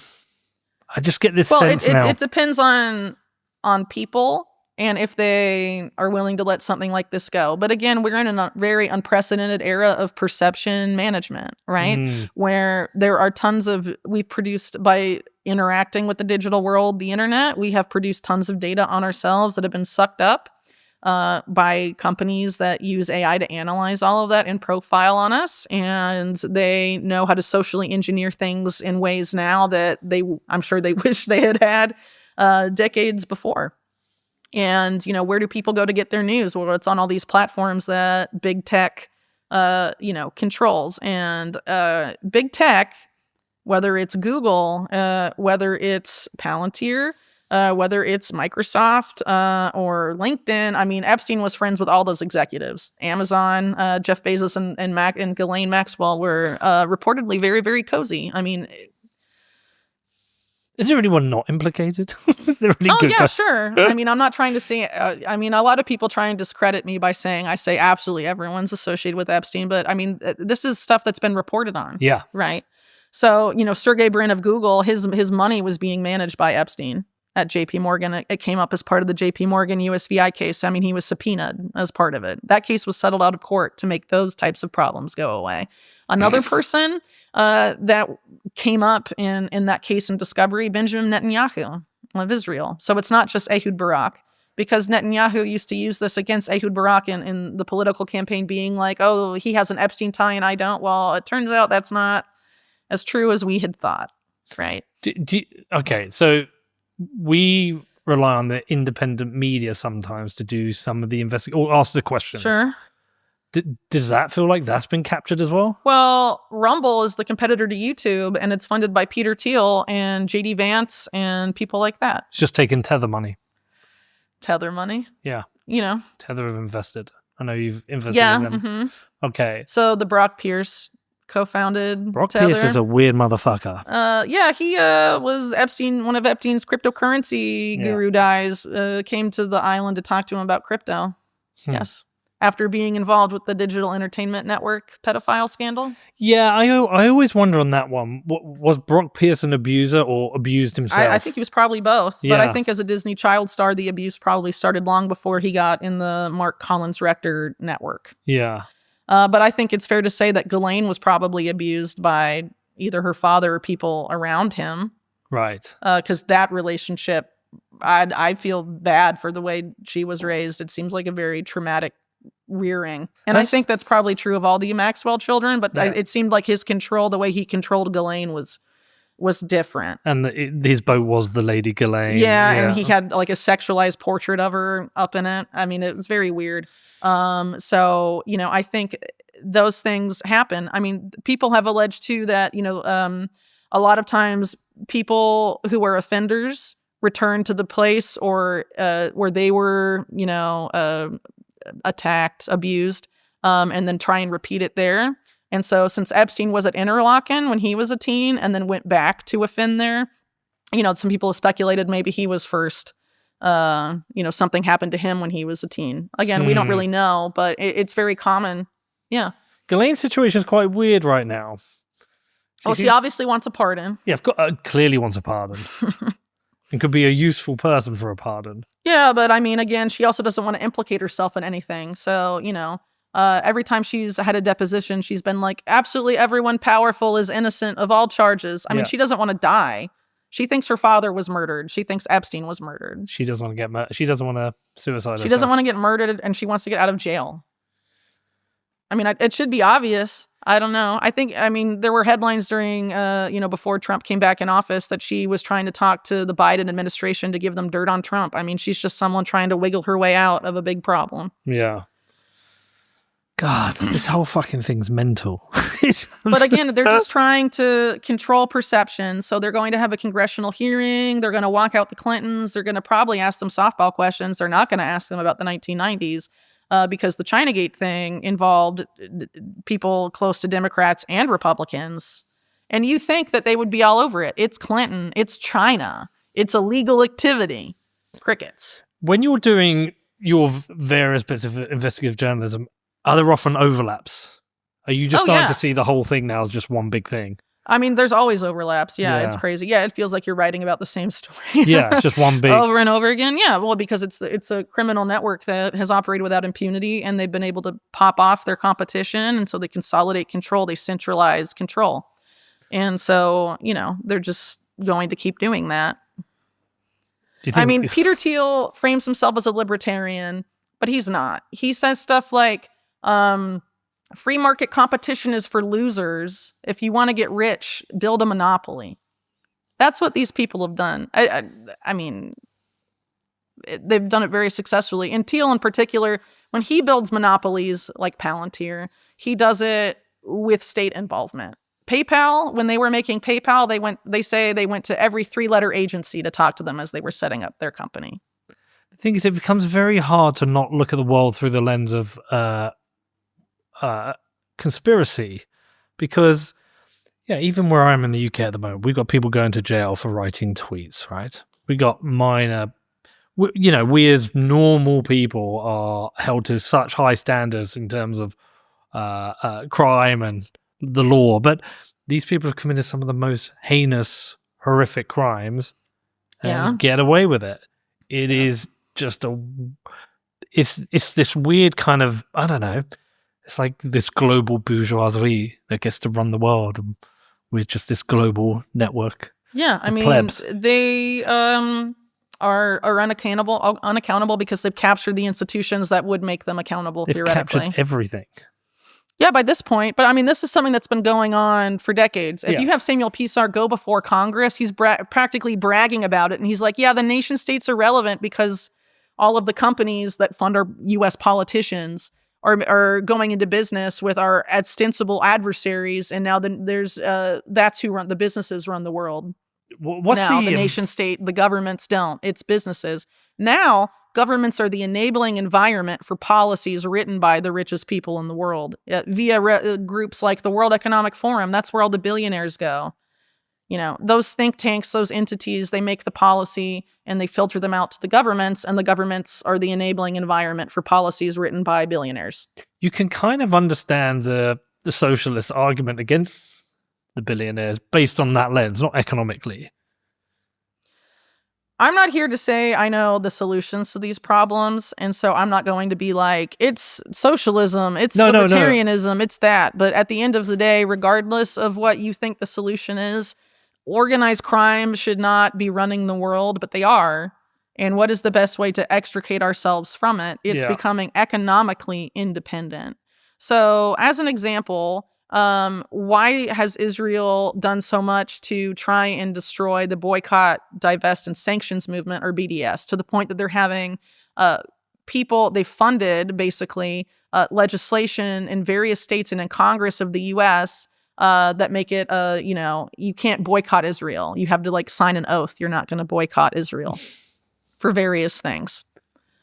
Why? Because it's powerful when people do not economically engage. Because the money they need it. A lot of the grift and terrible things they've done are for profit, right? So if we stop being economically dependent on them and create a parallel system, which has to be done at the local level, then they stop having power over us. If we continue to be economically dependent on them, we are being herded into a technocratic hellscape where they will have complete control over our lives. It because feels they like will we're already there.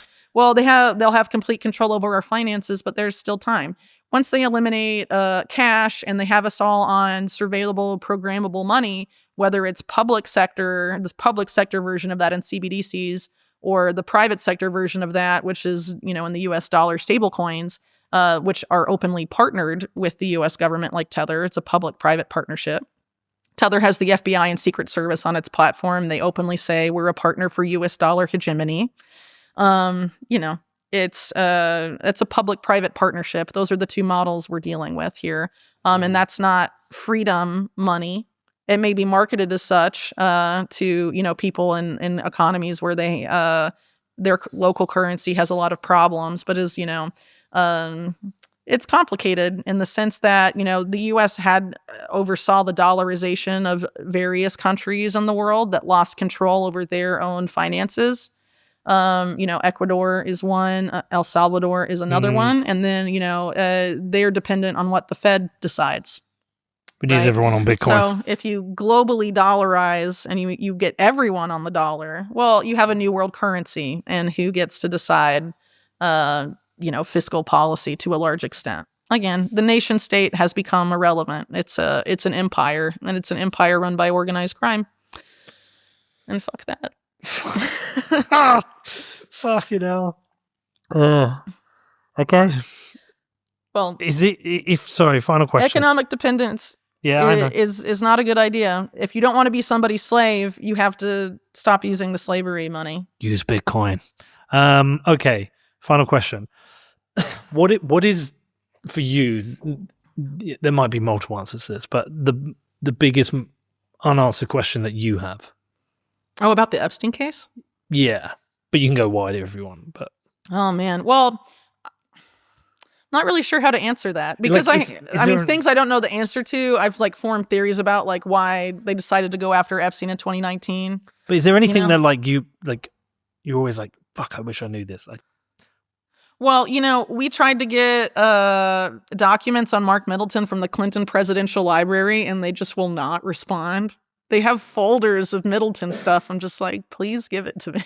Because I think that's a huge scandal. Yeah. I think what Gary Webb stumbled upon was massive. I mean, obviously it happened a long time ago, but it still has very real effects today and would make people in the U.S. very mad. Something really nasty was going on there.